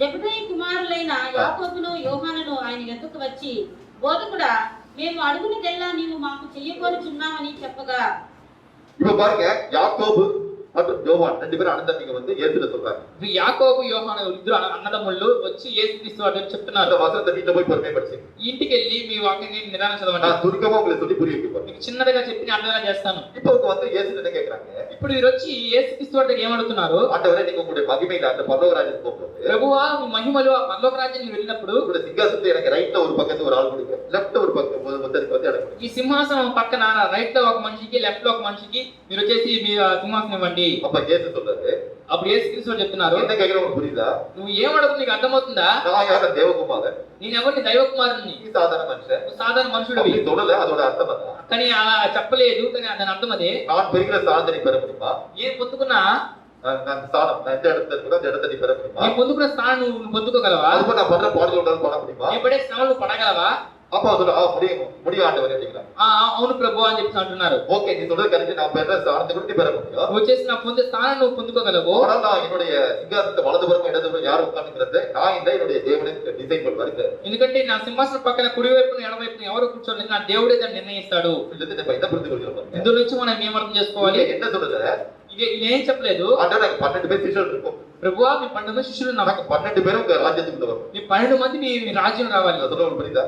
చెప్పేది అర్థమవుతుందా? எனக்கு எப்படியாச்சும் வர மாட்டவரு. ఏంటి ఏ విధంగా రావాలి ప్రభువా? இப்ப அண்ணன் தம்பி 2 பேர் மட்டும் கூட்டு சேர்த்துக்கிறாங்க, 2 பேரும் எப்படியாச்சும் உங்க சிங்காசனத்தை உட்காரு. ఎందుకంటే ఇలా అన్నదమ్ములు ఇద్దరు చేసి కలిసి ఏ విధంగా మీ సింహాసనం పక్కన మీరు என்னுடைய కూర్చోవాలి. என்னுடைய ஆண்டவர் நான் உங்களை விட மாட்டேன், உங்க கூட நான் இருக்கேன். ఇప్పుడు మీరు నా ప్రభువు, నేను మిమ్మల్ని విడవము అని చెప్పి అంటున్నారు. சொல்ல புரியுதா உங்களுக்கு? చెప్పేది అర్థమవుతుందా? அப்படின்னா என்ன அர்த்தம்? అంటే అర్థం ఏంటి, இப்ப நம்ம எல்லா குடும்பமும் நம்ம போய் வந்து பரலோக ராஜ்யம் போகணும். మన కుటుంబంగా పరలోక రాజ్యం వెళ్ళాలి, சந்தோஷம் போகுதா? సంతోషం పోవాలి. ஆனா ஒருத்தர் பறந்து பிடிக்கணும், ஒரு மாடு பறந்து பிடிக்கணும். ఒక వచ్చేసి ఒక ఎత్తు వచ్చేసి నేను రానంటుంది, ஆண்டவரை கணவன் வரைக்கும் நான் வரமாட்டேன் அப்படின்னு சொல்லுவோம். என்னுடைய கணவர் வந்து பரலோக ராஜ்யம் வந்தாரா? నా భర్త పరలోక రాజ్యం రాకపోతే, இல்ல இந்த பிள்ளைகள் சரியில்லை அவங்க வரைக்கும் நான் வரல, నా పిల్లలు సరిలేక రాకపోతే నేను రానని చెప్పగలమా? அப்படி கிடையாது. நம்ம எப்படி சொல்லணும்? మనం అలా చెప్పకూడదు, ఎలా చెప్పాలి? ஆண்டவரை எப்படியாச்சும் நான் உங்க ராஜ்யத்துக்கு வரணும். ప్రభు ఏ విధంగా మీ రాజ్యం రావాలి, இவங்க வராங்க வரல அது எனக்கு தெரியாது, మీరు వస్తారా రాని నాకు తెలియదు, ஆனா குடும்பமா தான் சந்தோஷம். కుటుంబం వస్తే సంతోషం, இதுக்கு நான் பிரார்த்தனை பண்றேன். దీన్ని ప్రార్థన చేస్తాను. இவங்க யார் யார் ஒழுங்கா இல்லையோ ஒத்து வரலையோ எல்லாம் அடிச்சு உதைச்சு சரி பண்ணிக்கணும். ఇది ఎవరైతే ఇది సరిగా లేదు కొట్టి వాళ్ళని మీరు సరిచేయండి. ஏன்னா நான் எப்படியாச்சும் உங்க ராஜ்யத்தை வரணும். నేను ఏ విధంగా మీ రాజ్యానికి రావాలి, அதுக்கு நான் என்ன செய்யணுமோ செஞ்சு நான் முடிக்கிறேன். కానీ నేను ఏం చేయాలో చేసి ముగిస్తాను. அதனால புரியுதா? చెప్పేది అర్థమవుతుందా? We should have the possessiveness to reach the kingdom of the God. அந்த பரலோக ராஜ்யத்துக்கு போவதற்கு நமக்கு என்ன வேண்டும்? ஒரு possessiveness, என்னுடையது அப்படிங்கிறது உடனே ఆ வேண்டும். పరలోక రాజుని వెళ్ళాలి నేను అనే ఒక కావాలి, ఒక హక్కు కావాలి. அப்ப அந்த வாஞ்சை நமக்கு வாழ்க்கை என்ன வேண்டும்? அந்த விருப்பம் வேண்டும். என்ன வேண்டும்? எப்படியா தேவனோடு கூட இருக்க வேண்டும். ఒక ఇష్టం కావాలి, ఏదైనా నేను దేవుడితో ఉండాలని ఒక ఇష్టం కావాలి. எப்படியாகிலும் அதற்காக நான் என்ன வேணா செய்வேன். ఏదైనా దానికోసం ఏదైనా చేస్తాను. அப்ப அந்த possessiveness உங்களுக்கு இருந்தாதான் நீங்க அதற்காக என்ன வேணா செய்வீங்க. ఇది నాది నా సొంతం అని అనుకున్నప్పుడు మాత్రం ఏదైనా మీరు చేయగలరు. So அதைத்தான் வந்து இயேசு சொல்கிறார். ఆ విషయాన్ని యేసుక్రీస్తు చెప్తున్నారు. என்னோட எடுத்துக்கொள்ளுங்கள். అదొకటి తీసుకోండి. The book of Matthew chapter 11 verse 42. மத்தேயு మత్తయి సువార్త 11వ அதிகாரம் 11వ అధ్యాయము 42వ వచనం பார்ப்போம். 42వ వచనం చూద్దాం. The book of Matthew chapter 11 verse 12. క్షమించండి, 12వ వచనం. The book of Matthew chapter 11 verse 11వ అధ్యాయము 12వ వచనం. மத்தேயு 11వ அதிகாரம் 12వ வசனம். గొర్రె కంటే మనుషుడెంతో శ్రేష్ఠుడు కాబట్టి 11-12 బాప్తిసమిచ్చు యోహాను దినములు మొదలుకొని ఇప్పటి వరకు పరలోక రాజ్యము బలాత్కారముగా పట్టబడుచున్నది. பாருங்க, யோவான் காலத்திலிருந்து అంటే బాప్తిసమిచ్చు యోహాను కాలం నుండి இன்னி வரலும் ఈ రోజు వరకు பரலோக ராஜ்யம் பலவந்தம் பண்ணப்படுகிறது. అంటే పరలోక రాజ్యము బలాత్కరించబడుతుంది. அப்ப நம்ம என்ன செய்யணும்? అంటే మనం ఏం చేయాలి? ஆண்டவர் எப்படியாவது ராஜ்யத்துக்கு வந்துப்பா, ప్రభువా మీ ఏ விதంగా మీ రాజ్యం రావాలయ్యా, விட மாட்டேன், விடவே மாட்டேன், విడవనే అయ్యా, మేము విడవను. என் கூட வந்து உங்க கூட அழைச்சிட்டு போகணும். ఏ విధంగా మీతో మనం తీసుకెళ్ళాలి. இப்படி நம்ம பிரேயர் பண்ணா ఇలా మనం ప్రార్థన చేస్తే யாக்கோபு என்ன செய்யணும்? యాకోబు ఏం చేస్తున్నాడు? யாக்கோபோட பரிவாரத்தோட திருப்பி அவங்க அப்பாட்ட போறோம். యాకోబు ఆయన పరివారంతో తిరిగి వాళ్ళ తండ్రి ఇంటికి వెళ్తున్నాడు. இப்ப உனக்கு என்ன பயம் வந்துருச்சு? ఇతనికి ఏం భయం వచ్చింది? அண்ணன் ஏசா வந்து உனக்கு முன்னாடி வந்து நிற்கலாம், తన అన్నయ్య ఏసావు అతని ముందు వస్తూ ఉన్నాడు. ஏற்கனவே உன்னை பலி போட்டுருவேன், அதான் உனக்கு கொலை பண்ணாம விடாது சொன்னா. ముందుగా అతను చెప్పాడు చంపకుండా విడిచిపెట్టనని. நான் தனியா போனேன், ముందైతే నేను ఒంటరిగా వెళ్ళాను, இப்ப முழு பரிவாரத்தோட வரேன். ముందు మొత్తం పరివారంతో వస్తున్నాను. என்ன மட்டும் இல்ல குடும்பம் எல்லாத்தையும் அழிச்சிட்டு செய்யுது. నేను நన్ను మాత్రమే కదా నా కుటుంబాన్ని కూడా చంపేస్తే ఏం என்ன చేసేది? செய்யலாம்? என்ன செய்யலாம்? నేను ఏం చేస్తాము? ராத்திரிக்குள்ள தேவனோட போராடலாம் ஜெபத்துல. రాత్రి అంతా దేవుడితో పోరాడదాం ప్రార్థనలో. ஆனா நீங்க ஆசீர்வதித்தால் ஒழிய நம்ம விட மாட்டேன். ప్రభు నువ్వు ఆశీర్వదిస్తే కానీ నేను విడవను. அப்ப தேவன் என்ன செய்யறாரு? இயேசு அவருக்கு முன்னாடி வர, இயேசுனா கிறிஸ்து முன்னாடி வராரு. అప్పుడు యేసుక్రీస్తు వారు ఆయన ముందు వస్తున్నారు. சரிப்பா வந்து மார்னிங் அடிச்சு விட்டு என்ன விட்டு நான் ஆசீர்வதிக்கிறோம், பேருமே இஸ்ரவேல் அப்படின்னு சொல்றாரு. సరే సరే నేను ఆశీర్వదిస్తాను, ఉదయకాలం అయింది, నన్ను విడిచిపెట్టు, ఇంక మీద ఇజ్రాయేల్ పేరు అంటున్నారు. அப்ப நம்ம எதுக்காக வந்து அந்த பொசிஷன் அந்த இது வருது மனசுல வருது, అతని మనసులో ఏది అతని సొంతమని ఒక తలంపు వస్తుంది. எப்படியாச்சும் நீங்க ஆசீர்வதிங்க ஆண்டவரே, ఏ విధంగా ఆశీర్వదించిన ప్రభు, எனக்கு అన్నం வரும்போது நான் உதவக்கூடாது, ఇది నా అన్నగారు వచ్చినప్పుడు నేను దెబ్బలు తినకూడదు, அவன் என்கிட்ட ஃப்ரெண்ட் ஆகும். అతను నాతో స్నేహితుడు అవ్వాలి, So அதுக்காக நீங்க என்ன ஆசீர்வதிங்க. దానికోసం నేను ఆశీర్వదించాను. அது போல தேவன் ஆசீர்வதிச்ச போது அவன் என்னாச்சு, அவன் ரொம்ப சந்தோஷத்தோட வந்து கட்டி பிடிச்சிட்டு போறான். ఎందుకంటే అదే దేవుడు ఆశీర్వదించినప్పుడు ఏమైంది, ఒక సంతోషంగా వచ్చి అతను కౌగిలించుకుని వెళ్తున్నాడు. நம்முடைய வாழ்க்கையில முதல் காரியம் என்ன பார்த்தோம், మన జీవితంలో కూడా మొదటిగా ఏం చూసాము, we should have the positiveness in the spiritual life. அதாவது ஆவிக்குரிய வாழ்க்கையில நமக்கு என்ன வேண்டும், ஒரு என்னுடையது அப்படிங்கறது உடனே வேண்டும். ఇది ఆత్మీయ జీవితంలో ఇది నాది అనే ఒక నాకు సొంతం అనే ఒక తలంపు కావాలి. எப்படி இந்த யோவானும் வந்து யாக்கோபும் சொன்னாங்க, ఏ విధంగా యోహాను యాకోబు చెప్పారో, எப்படி ஆண்டவர் இப்படி சிங்காசனத்துல நான் கூட இருக்கணும், ప్రభు మీ సింహాసనం పక్కన మీ తోడే ఉండాలి. சிங்காசனம் இருந்தாலும் பரலோகத்துல மூலையில எக்ஸ்ட்ரா வந்திருக்கணும், நம்ம வந்து ஒரு வெளி வரும். ఎందుకంటే సింహాసనం పక్కన లేకపోయినా పర్లో ఒక మూలైన ఉండాలని ఒక వెయ్యి కావాలి. இப்படியாக இப்படி ராஜ்யத்துல நாங்க வரணும், ఏ విధంగా మీ రాజ్యం మీరు రావాలి, அந்த பொசசிவ்னஸ் போயிட்டு ఒక సొంతం అనే ఒక తత్వం కావాలి. ரெண்டாவது காரியம் நமக்கு என்ன வேண்டும், తర్వాత రెండో కార్యం ఏం కావాలి, we should have the stubbornness, அதாவது பிடிவாதம், உறுதி நமக்கு வேண்டும். உறுதியா పట్టుదల కావాలి. நம்முடைய வாழ்க்கை என்ன வேண்டும், தெரிஞ்ச குழந்தை என்ன செய்யணும், చిన్న బిడ్డ ఏం చేసిందంటే, ஒரு காரியம் வந்து அதுக்கு வந்து அதாவது ஒரு காரியம் கேட்கறது, ఒక కార్యం కావాలి, அது கிடைக்காதவனும் வந்து அழுதுட்டே இருக்கும், அது வந்து தராதவனும் அது விடாது. అది ఇవ్వన దొరక అది మారం చేస్తూనే ఉంటుంది. So, நம்முடைய வாழ்க்கையில stubbornness, அதாவது நமக்கு என்ன வேண்டும், உறுதி வேண்டும். அதாவது ஒரு காரியத்துக்காக நம்ம என்ன செய்யணும், ஆவிக்குரிய வாழ்க்கையில உறுதியா இருக்கும். అదే ఆత్మీయ జీవితంలో మనము ఒక దృఢత్వం కావాలి. இந்த உலகத்திற்குரிய காரியம் இல்ல, ஆவிக்குரிய வாழ்க்கைக்காக பார்த்துட்டு வரும். ఈ లోక సంబంధమైన కార్యం కాదు, ఆత్మీయ సంబంధమైన కార్యం కోసం మనం మారం చేయాలి. இந்த ஆவிக்குரிய வாழ்க்கை நமக்கு என்ன வேண்டும், பிடிவாதம், உறுதி நமக்கு வேண்டும். అదే ఆత్మీయ కాలంలో మనం ఒక దృఢత్వం కావాలి, మనం మారం చేయాలి. முதல்ல தேவன் எப்படி ஒரு பிடிவாதமாக தன்னுடைய காரியத்தில் உறுதியாக இருக்கிறது பார்த்துக்கோங்க. దేవుడు ఏ విధంగా ఆయన ఒక కార్యంలో మారం చేస్తున్నాడు, దృఢంగా కలిగి ఉన్నాడో చూడబోతున్నాడు. முதல்ல பிள்ளைகள் எப்படி இருக்காங்கன்னு தெரியும். మన పిల్లలు ఎలా ఉంటారో మనకు తెలుసు. ஒரு காரியத்துல வந்து பிள்ளைங்க கேட்டாங்கன்னா அது தராதவங்க அழுதுட்டே இருக்கும். ఎందుకు ఒక కార్యం మన బిడ్డలకి ఇవ్వకపోతే, వాళ్ళు అడిగినప్పుడు ఇవ్వకపోతే, అది ఇవ్వనంత వరకు వాళ్ళు ఏడుస్తూనే அவரோட ఉంటారు. மைண்டை டைவர்ட் பண்ணாதான் மறந்து போகும். వాళ్ళ మైండ్ ని డైవర్ట్ చేస్తేనే వాళ్ళు మర్చిపోతారు. அப்ப நம்முடைய வாழ்க்கையில மறந்து போக ஒரு காரியம், அந்த காரியத்துக்கு உறுதியாக இருக்க வேண்டும். ஆவிக்குரிய வாழ்க்கை మనం మర్చిపోకూడదు, ఒక కార్యం పట్ల మనము దృఢంగా ఉండాలి, మారం చేస్తూనే ఉండాలి. தேவன் எப்படி இருக்கிறான்னு பார்த்து போகிறோம். దేవుడు ఎలా ఉన్నాడో చూడబోతున్నాం. The book of Leviticus, லேவியராகமம், లేవి కాండము chapter 10 verse 1 and 2. லேவியராகமம் 10ஆம் அதிகாரம் 1வது 2வது வசனம் படிக்கிறோம். లేవి కాండము 10వ అధ్యాయము, லேவியராகமம் 10ஆம் அதிகாரம் 1வது 2வது வசனம். The book of Leviticus chapter 10 verse 1 and 2. 10లో 1 మరియు 2 వచనం చూడబోతున్నాం. అహరోను కుమారులైన నాదాబు అబీహులు తమ తమ ధూపార్తులను తీసుకొని వాటిలో నిప్పులుంచి వాటి మీద ధూప ద్రవ్యము వేసి యెహోవా తమకు ఆజ్ఞాపింపని వేరొక అగ్నిని ఆయన సన్నిధికి So பாருங்க என்ன நடக்குது உங்களுக்கு சொல்றேன், அப்பதான் உங்களுக்கு புரியும். చూడండి ఇక్కడ ఏం జరుగుతుందో మీకు చెప్తే మీకు అర్థమవుతుంది. மோசேயுடைய காலத்துல ஆசரிப்பு கூடாரம் இருந்தது. మోషే కాలంలో ఆశ్రమ గుడారం ఉండేవి, அங்க ஒரு பலிபீடம் இருக்கும். అక్కడ బలిపీఠం ఉంటుంది. பலிபீடத்து பக்கத்துல வந்து பார்த்தா அந்த ஆசரிப்பு கூடாரம். ఆ బలిపీఠం పక్కన ఆశ్రయ గుడారాలు ఉంటాయి. அந்த பலிபீடத்துல என்ன செய்வாங்கன்னா ஏதாச்சும் வந்து பலி செலுத்திட்டே இருப்பாங்க. ఆ బలిపీఠం ఏదో ఒక బలి చెల్లిస్తూనే ఉంటారు. அப்புறம் அந்த இடத்துல அக்னி எரிஞ்சிட்டே இருக்கும், அதாவது நெருப்பு எரிஞ்சிட்டே இருக்கும். అక్కడ ఏం చేస్తారు, నిప్పులు మండుతూనే ఉంటాయి. அந்த அக்னி தான் என்ன பரிசுத்த அக்னி, தேவன் ஒரு பேர் அக்னி. ఆ అగ్ని దేవుడు ఇష్టపడే పరిశుద్ధమైన అగ్ని. இப்ப அந்த நாதாப் அகிபு என்ன செய்றாங்க, யாரும் ஆரோனோட 2 குமாரர்கள். నాదాబు అబీహులు ఎవరు, అహరోను యొక్క 2 కుమారులు. இவங்க தூபத்தை காமிக்கிறதுக்கு என்ன செய்றாங்க, தேவனுக்கு వీళ్ళు ధూపార్తి చూపించడానికి దేవునికి பலிபீடத்துல இருந்து அக்னி எடுக்கல, బలిపీఠం నుంచి ఓ నిప్పు తీసుకునకుండా வெளியில இருந்து என்ன செய்றாங்க, ஏதோ ஒரு அக்னி எடுத்து வந்து தூபத்தை காமிக்கிறாங்க. బయట నుంచి ఏదో ఒక అగ్ని తీసుకొచ్చి ధూపం చేస్తున్నారు. இப்ப என்ன நடக்குது பாப்போம். ఏం జరుగుతుందో చూద్దాం. అప్పుడు యెహోవా సన్నిధి నుండి అగ్ని బయలుదేరి వారిని కాల్చివేసెను. వారు యెహోవా సన్నిధిని మృతి పొందిరి. సో பாருங்க 2 பேர் என்ன செஞ்சாங்க, వీళ్ళిద్దరు ఏం చేశారు, அவங்க அந்த சன்னிதில செத்து போயிட்டாங்க. ఆ సన్నిధిని మరణించారు. அவங்க தப்பு பண்ணாங்களா, ఏం తప్పు చేశారా, அவங்க இடத்துல தப்பு பண்ண மாதிரி தெரியுதா, ரைட்டா இருக்க மாதிரி தெரியுதா? వాళ్ళు చేసిన తప్పు అని తెలుస్తుందా, రైట్ అని తెలుస్తుందా? நான் சொல்ல புரியுதா உங்களுக்கு? చెప్పేది మీకు అర్థమవుతుందా? அவங்க செஞ்ச சரியான காரியம் அதாவது தேவனுக்கு முன்பாக என்ன செய்றாங்க, தேவனுக்கு வந்து மகிமை செலுத்துறதுக்காக தூபம் காமிக்கிறாங்க. அந்த காலத்துல தூபம் காமிக்கிறாங்க. ఎందుకంటే ఆ కాలంలో దేవుని మహిమ చెల్లించడానికి దేవుని ఎదురు ధూపార్తి వేయడానికి వెళ్తున్నారు. தேவன் என்ன சொல்றாரு, కానీ దేవుడే చెప్తున్నాడు, பரிசுத்த அக்னி இல்லாம அந்நிய அக்னி கொண்டு வந்தா அது எனக்கு பிரியமில்லாதது. పరిశుద్ధ అగ్ని కాకుండా అన్ని అగ్ని తీసుకొస్తే నాకు ప్రియం లేదు. அப்புறம் இந்த அக்னி நான் வந்து பரிசுத்தப்படுத்திய அக்னியாக இருக்கு. అది ఆ అగ్ని నేను పరిశుద్ధపరిచిన అగ్నిగా ఉంది. வெளியில உள்ள அக்னி வந்து நான் வந்து அதை வந்து பரிசுத்தப்படுத்தவில்லை. బయట వచ్చే అగ్ని అది నేను పరిశుద్ధపరచలేదు. எனவே அந்த அக்னி கொண்டு வந்து ஒரு தூபம் காட்ட போது போது தேவனுடைய கோபம் வந்து அவர்கள் அடித்து செத்தார்கள். ఆ అగ్ని వచ్చి ఆ దేవుడు అగ్ని కాకుండా బయట నుంచి అగ్ని తీసుకొచ్చి దేవుని దూపాలు చేయడం మూలంగా దేవుడి దగ్గర నుంచి అగ్ని వచ్చి వాళ్ళు నశించిపోయారు. அப்படின்னா என்னது தேவன் நமக்கு என்ன சொல்கிறார்? అంటే ఆ దేవుడు మనకి ఏం చెప్తున్నాడు? அவர்களுடைய காரியத்தில் உறுதியாக இருக்கிறார். இப்படிதான் அப்படின்னு சொல்றாரு. ఆయన కార్యంలో ఆయన దృఢంగా ఉండి ఇలా ఉన్నానంటే ఇలాగే ఉంటాను. இப்படிதான் நம்ம சொல்ற போல மாற மாட்டார். మనం చెప్పినట్టుగా వాళ్ళు మారడు ఆయన. அவர் என்ன சொல்றாரோ அதன்படி நடப்பார். ఆయన ఏం చెప్తున్నాడు ఆ ప్రకారం నడుచుకుంటాడు ఆయన. இன்னொரு காரியத்தை உங்களுக்கு சொல்லி புரிய வைக்கிறேன். ఇంకొక కార్యం చెప్పి మీకు అర్థమేలా చేస్తాను. ఫస్ట్ క్రానికల్ చాప్టర్ 13 మొదటి దినవృత్తాంతం. మొదటి దినవృత్తాంత గ్రంథము அந்த book of first chronicle ஒன்று நாளாகமம். The book of first chronicle chapter 13 verse 5 to 13. ஒன்று நாளாகமம். మొదటి దినవృత్తాంత గ్రంథము The book of first chronicle chapter 13 verse 5 to 13. ஒன்று நாளாகமம் 13ஆம் அதிகாரம் 5 ல இருந்து 13 பார்க்க போகிறோம். మొదటి దినవృత్తాంత గ్రంథంలో 13వ అధ్యాయంలో 5 ல இருந்து 5 నుంచి 13 వచనం. இதோட என்ன நடக்குதுன்னு பார்ப்போம். ఇందులో ఏం జరుగుతుందో చూద్దాం. இப்போ பார்த்தா ஆசரிப்பு கூடாரம். அந்த ஆசரிப்பு கூடாரம் ఇప్పుడు ఆశ్రయపు గుడారాలు அதாவது சவுலோட காலத்துல என்ன நடந்ததுன்னா సౌలు యొక్క కాలం ఏం జరిగిందంటే அத இருந்த அந்த உடன்படிக்கை பெட்டி பார்த்தா ஆசரிப்பு கூடாரத்தை இல்ல. ఎందుకంటే నిబంధన మందసము అక్కడ లేదు. சோ அந்த உடன்படிக்கை பெட்டி வேற ஒரு இடத்துல இருக்கு. ఆ నిబంధన మందసము వేరే ఒక చోట ఉంది. இப்ப தாவீது வந்து டபுளுக்கு பிறகு ராஜாவாக மாறுகிறார். దావీదు ఆ సౌలు తర్వాత రాజుగా మారుతున్నాడు. இப்போ அவன் என்ன சொல்றான்னா ఇప్పుడు అక్కడ ఏం చేస్తున్నాడు?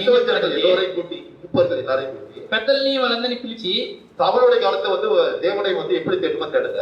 సౌలు ఒక కాలంలో దేవుని ఎలా వెతకలేదు. அந்த உடன்படிக்கை பெட்டியை கொண்டு வரல. ఆ నిబంధన మందసాన్ని తీసుకురాలేదు. எனவே நாம் என்ன செய்ய உடன்படிக்கை பெட்டி நம்ம கொண்டு வருவோம். ఆ నిబంధన మందసాన్ని మనం తీసుకొద్దాం. அப்ப எல்லா ஜனங்க ஆமா சரிதான் சொல்லிட்டு என்ன செய்றாங்க? ప్రజలందరూ కలిసి అవును నిజమే అని చెప్పి అంటున్నారు. உடன்படிக்கை பெட்டி இருக்கிற இடத்துக்கு போறாங்க. నిబంధన మందసం ఉండే చోటికి వెళ్తున్నారు. ஒரு புதிய ரதத்தை என்ன செய்றாங்க பண்றாங்க. ఒక కొత్త ఒక రథాన్ని చేస్తున్నారు. அதுல அந்த உடன்படிக்கை பெட்டி வைக்கிறாங்க. అందులో ఒక నిబంధన మందసం పెడుతున్నారు. புதிய மாடலை போட்டுறாங்க. అక్కడ కొత్త ఒక ఎత్తుని పెడుతున్నారు. அதுக்கு முன்னாடி என்ன செய்யறாங்க? தாவீது மற்ற எல்லா ஜனங்களும் என்ன செய்றாங்க? கையில தம்புரோடு அந்த வாத்தியத்தோட வந்து டான்ஸ் ஆடிட்டு வராங்க. దావీదు తంబురాతో ఆ నాట్యం ఆడుకుంటూ వాళ్ళు వెళ్తున్నారు. தேவனை துதித்து மகிமைப்படுத்திட்டு வராங்க. దేవుని స్తుతిస్తూ మహిమపరుస్తూ వెళ్తున్నారు. இங்க செய்யறது ஏதாவது தப்பா தெரியுதா உங்களுக்கு? వీళ్ళు చేసేది ఏదో తప్పు తెలిసిందా మీకు? நான் சொல்ல புரியுதா உங்களுக்கு? చెప్పేది మీకు అర్థమవుతుందా? அவங்க செய்யறது ஏதாவது தப்பா? వాళ్ళు ఏదో చేసేది తప్ప. அவங்க புது ரதத்தை அதாவது பிராண்ட் நியூ சேரட்ல வைக்கிறாங்க. அதாவது புது ரதத்தை வைக்கிறாங்க. కొత్త రథాన్ని దానికోసం వాళ్ళు సిద్ధపరుస్తున్నారు. புது மாடல் போட்டாங்க. ఒక కొత్త ఎత్తుని తీసుకొస్తున్నారు. அதுக்கு முன்னாடி தாவீது மத்த எல்லாரும் டான்ஸ் ஆடிட்டு தேவனை துதித்து வராங்க. దావీదు ఇంకా మిగతా వాళ్ళందరూ కలిసి నాట్యం ఆడుకుంటూ தேவனை వెళ్తున్నారు. மகிமைப்படுத்தி தான் வராங்க. దేవుడు మహిమపరుస్తూ వస్తున్నారు. அப்ப திடீர்னு பார்த்தா வண்டி அப்படியே ஆடுது. సడన్ గా ఒక బండి కదులుతుంది. சோ அப்ப என்ன ஆகுதுன்னா అప్పుడు ఏం జరిగిందంటే அந்த ரதத்தை பொட்டி இப்படி கீழே விழ போகும்போது ఆ రథం మీద ఉండే పెట్టి కింద పడుతున్నప్పుడు நம்மள மூசாயின வந்து என்ன செய்யறா? அந்த பொட்டியை பிடிக்க போறா. అక్కడ ఉద్దా అనేవాడు ఏం చేస్తున్నాడంటే ఆ పెట్టిన మందసాన్ని పట్టుకోబోతున్నాడు. அப்ப தேவனுடைய கோபம் வந்து ஒரே அடி அடிச்சு அவன் செத்து போறாங்க. దేవుడు కోపం వచ్చి ఒకే దెబ్బ కొట్టి వాడు మరణిస్తున్నాడు. இப்ப தாவீதுக்கு கதி கலங்கி போயிடுது. దావీదుకి భయం వచ్చేస్తుంది. ஐயோ ஆண்டவருக்கு பிரியமா தான் நம்ம செஞ்சோம். అయ్యో మనం దేవునికి ప్రేమని చేశాము. தேவனுடைய கோபம் வருது. దేవుడు కోపం వస్తుంది. இருக்கிற உடன்படிக்கை பெட்டி எடுத்து போய் நமக்கு வேற ஏதாவது பிரச்சனை வரப்போகுது. ఈ నిబంధన మందసాన్ని తీసుకెళ్తే మనకి ఏదైనా సమస్య రాబోతుంది. என்ன செய்றாங்க? அந்த பெட்டி எங்க வைக்கிறாங்க? ఆ ఒక నిబంధన మందసాన్ని ఎక్కడ పెడుతున్నారు? அங்க ஓபேத் ஏதோ ஒரு வீட்டுல வச்சிருக்காங்க. ఆ ఓబోదేమో అనే ఒక ఇంట్లో పెడుతున్నారు. அங்க 3 மாசம் பட்டி இருக்கும்போது அந்த வீட்டை வந்து தேவன் ஆசீர்வதிச்சார். ఆ 3 నెలల పెట్టి అక్కడ ఉండబోతుంది. దేవుడు దాన్ని ఆశించబోతున్నాడు. சோ இப்போ அவங்களுக்கு தைரியம் வருது. ஓகே இப்போ அந்த பிரச்சனை நம்ம திருப்பி நம்மளோட ஊருக்கு எடுத்துட்டு வரோம். தாவீது சிட்டிக்கு எடுத்துட்டு வரோம் நினைக்கிறாங்க. ఇప్పుడు వచ్చేసి ఆ పర్వాలేదు అని చెప్పేసి దావీదు అతని పట్టణానికి తీసుకోవడానికి ఇష్టపడుతున్నాడు. ஆனா ஏன் இப்படி நம்ம என்ன தப்பு பண்ணோம்? ஏன் இப்படி தேவனோட கோபம் வந்ததுன்னு பாக்குறாங்க. కానీ ఎందుకు మనం ఏం తప్పు చేస్తాం? ఎందుకు దేవుని కోపం వచ్చినా అతను చూడడానికి நம்ம ఇష్టపడుతున్నాడు. செஞ்சது ஒழுங்கா தானே செஞ்சோம். మనం చేసిన సక్రంగానే చేశాము. புதிய ரதத்தை வச்சோம். కొత్త రథాన్ని పెట్టాం. புதிய மாடு போட்டோம். కొత్త ఎత్తుని పెట్టాం. அதுக்கு முன்னாடி நம்ம வந்து தேவனை துதிச்சு மகிமைப்படுத்தி வந்தோம். దాని ఎదురుగా మనం దేవుని స్తుతిస్తూ వస్తూ వచ్చాం. தேவனுடைய கோபம் ஏன் வந்துச்சு? దేవుడి కోపం ఎందుకు వచ్చింది? இப்போ பார்த்த போது அவனுக்கு அவன் செஞ்ச தப்பு புரிஞ்சு. ఇప్పుడు ఇలా చూసినప్పుడు అతనికి చేసిన తప్పు అతనికి அவன் తెలిసింది. என்ன தப்பு செஞ்சிருக்காரு? అతను ఏం తప్పు చేశాడంటే எடுத்து கொடுப்போம். ఇప్పుడు తీసుకుందాం. The book of First Chronicle chapter 15. The book of First Chronicle chapter 15 15వ అధ్యాయము verse 12 to 15. 12 నుంచి 15 వచనాలు. ஒன்று நாளாகமம் 15ஆம் அதிகாரம் 12 ல இருந்து 15 படிப்போம். మొదటి దినవృత్తాంత గ్రంథము 15వ అధ్యాయము 12 నుంచి 15 వచనాలు இப்ப చదువుదాం. தாவீது அங்க உள்ள ஆசரில் எல்லாரையும் கூட்டுறா ஒண்ணா கூட்டுறா. దావీదు అక్కడ ఉన్న యాజకులందరినీ పిలిపిస్తున్నాడు. அங்க உள்ள லேவியர்கள் எல்லாரையும் கூட்டுறா ஒண்ணா అక్కడ ఉన్న கூட்டுறா. లేవీయులందరినీ పిలుస్తున్నాడు. எல்லாரையும் சொல்றா వాళ్ళందరూ చెప్తున్నాడు, எல்லாம் உங்களை பரிசுத்தப்படுத்திக் கொள்ளுங்கள். మిమ్మల్ని మీరందరూ పరిశుద్ధపరచుకోనండి. இந்த உடன்படிக்கை பற்றி எப்படி எடுத்து போறோம்னா ఈ నిబంధన మందసం ఎలా తీసుకెళ్లాలంట? நம்ம முட்டாள்தனமா என்ன செஞ்சோம்? புது ரதத்தை போட்டு எடுத்து போனோம். మనం మూర్ఖత్వంగా మనం ఏం చేసాము? ఒక కొత్త రథాన్ని మనం తీసుకెళ్ళాము. ஆனா யார் எடுத்து போகணும்னா కానీ అది ఎవరు తీసుకెళ్లాలంట? அந்த ஆசரில் என்ன செஞ்சு தோல்ல சுமந்து போகணும். వాళ్ళ ఆ లేవీయులు ఆ యాజకులు మోసుకుంటూ వెళ్ళాలి. அதுக்கு முன்னாடி உங்களை பரிசுத்தப்படுத்திக் கொள்ளணும். దానికి ముందు మనం పరిశుద్ధపరచుకోవాలి. எந்த ஒரு பாதம் பரிசுத்தமாக பரிசுத்த வஸ்திரத்தை போட்டுக்கொண்டு அவங்க தூக்கிட்டு போகணும். మన పరిశుద్ధ వస్త్రం కలిగి అక్కడ తీసుకువెళ్ళాలి. எனவே இந்த ஆசிரியர் என்ன செய்வாங்க, தங்களை பரிசுத்தப்படுத்திக் கொள்வார்கள். ఈ యొక్క యాజకులు ఏం చేస్తారు, పరిశుద్ధపరచుకుంటారు. பிறகு அந்த ஆசிரியர் தன்னுடைய தோல்ல சுமந்து போகும்போது తర్వాత ఆ యాజకులు దాన్ని మోసుకుంటూ వెళ్ళినప్పుడు அப்போது தேவனுடைய கோபம் அவங்களுக்கு வராது. అప్పుడు దేవుని కోపం వాళ్ళ మీదకి రాదు. புரியுதா உங்களுக்கு? నేను చెప్పేది అర్థమవుతుందా? தேவன் இப்படி செய்ய வேண்டும் என்று சொன்னால் அப்படித்தான் செய்ய வேண்டும். దేవుడు ఇలా చేయమని చెప్తే అలాగే చెయ్యాలి. இப்ப நீங்க உங்க வீட்டுல வந்து ஒரு காரியம் செய்றீங்க, మీ ఇంట్లో ఒక కార్యం చేస్తున్నారు உங்க ஹஸ்பண்ட் இப்படி வேணா வேற மாதிரி செய்ய அப்படிங்கிறத కానీ మీ భర్త ఇలాగొద్దు వేరేలాగా చేయాలంటున్నాడు. அவர் சொல்றாரு, நம்ம செஞ்சோன்னு பாத்துறீங்க. మీరేం చేస్తారు, ఆయన అలా చెప్తాడు కాబట్టి అలా మారుతామని ஆனா మారుస్తారు. தேவன் ஒருபோது நேற்று மீண்டும் என்று மாறாதவர். కానీ దేవుడు నిన్న నేను ఎంత మారిన దేవుడు. ஒரு வாட்டி சொன்னா அவங்க சொன்னதுதான். ఆయన ఒక మారు చెప్పాడంటే చెప్పినట్టే. உங்களுக்கு ஒரு சொப்பனம் தந்தா சொப்பனம் தந்ததுதான். ఆయన స్వప్నం ఇచ్చాడంటే స్వప్నం ఇచ్చినదే. ஆனா நீங்க தேவனுக்கு விரோதமா நடந்தது சொப்பனம் மாறும். దేవునికి విరోధంగా నడుచుకుంటే స్వప్నాలు మారుతాయి. அப்ப தேவன் ஒரு முறை சொன்னதை திருப்பி மாற்றி திருத்துவதற்கு மனுஷன் அல்ல என்று தேவன் சொல்கிறார். దేవుడు ఒక మాట చెప్పింది మార్చి మార్చడానికి ఆయన మనుషుడు కాదు అంటున్నాడు. அதை படிச்சு பாருங்க. ஒன்று 4:15 பாட்டுல இருந்து 15 இப்படி. 12 లేవీయుల పితరుల సంతతులకు మీరు పెద్దలై ఉన్నారు.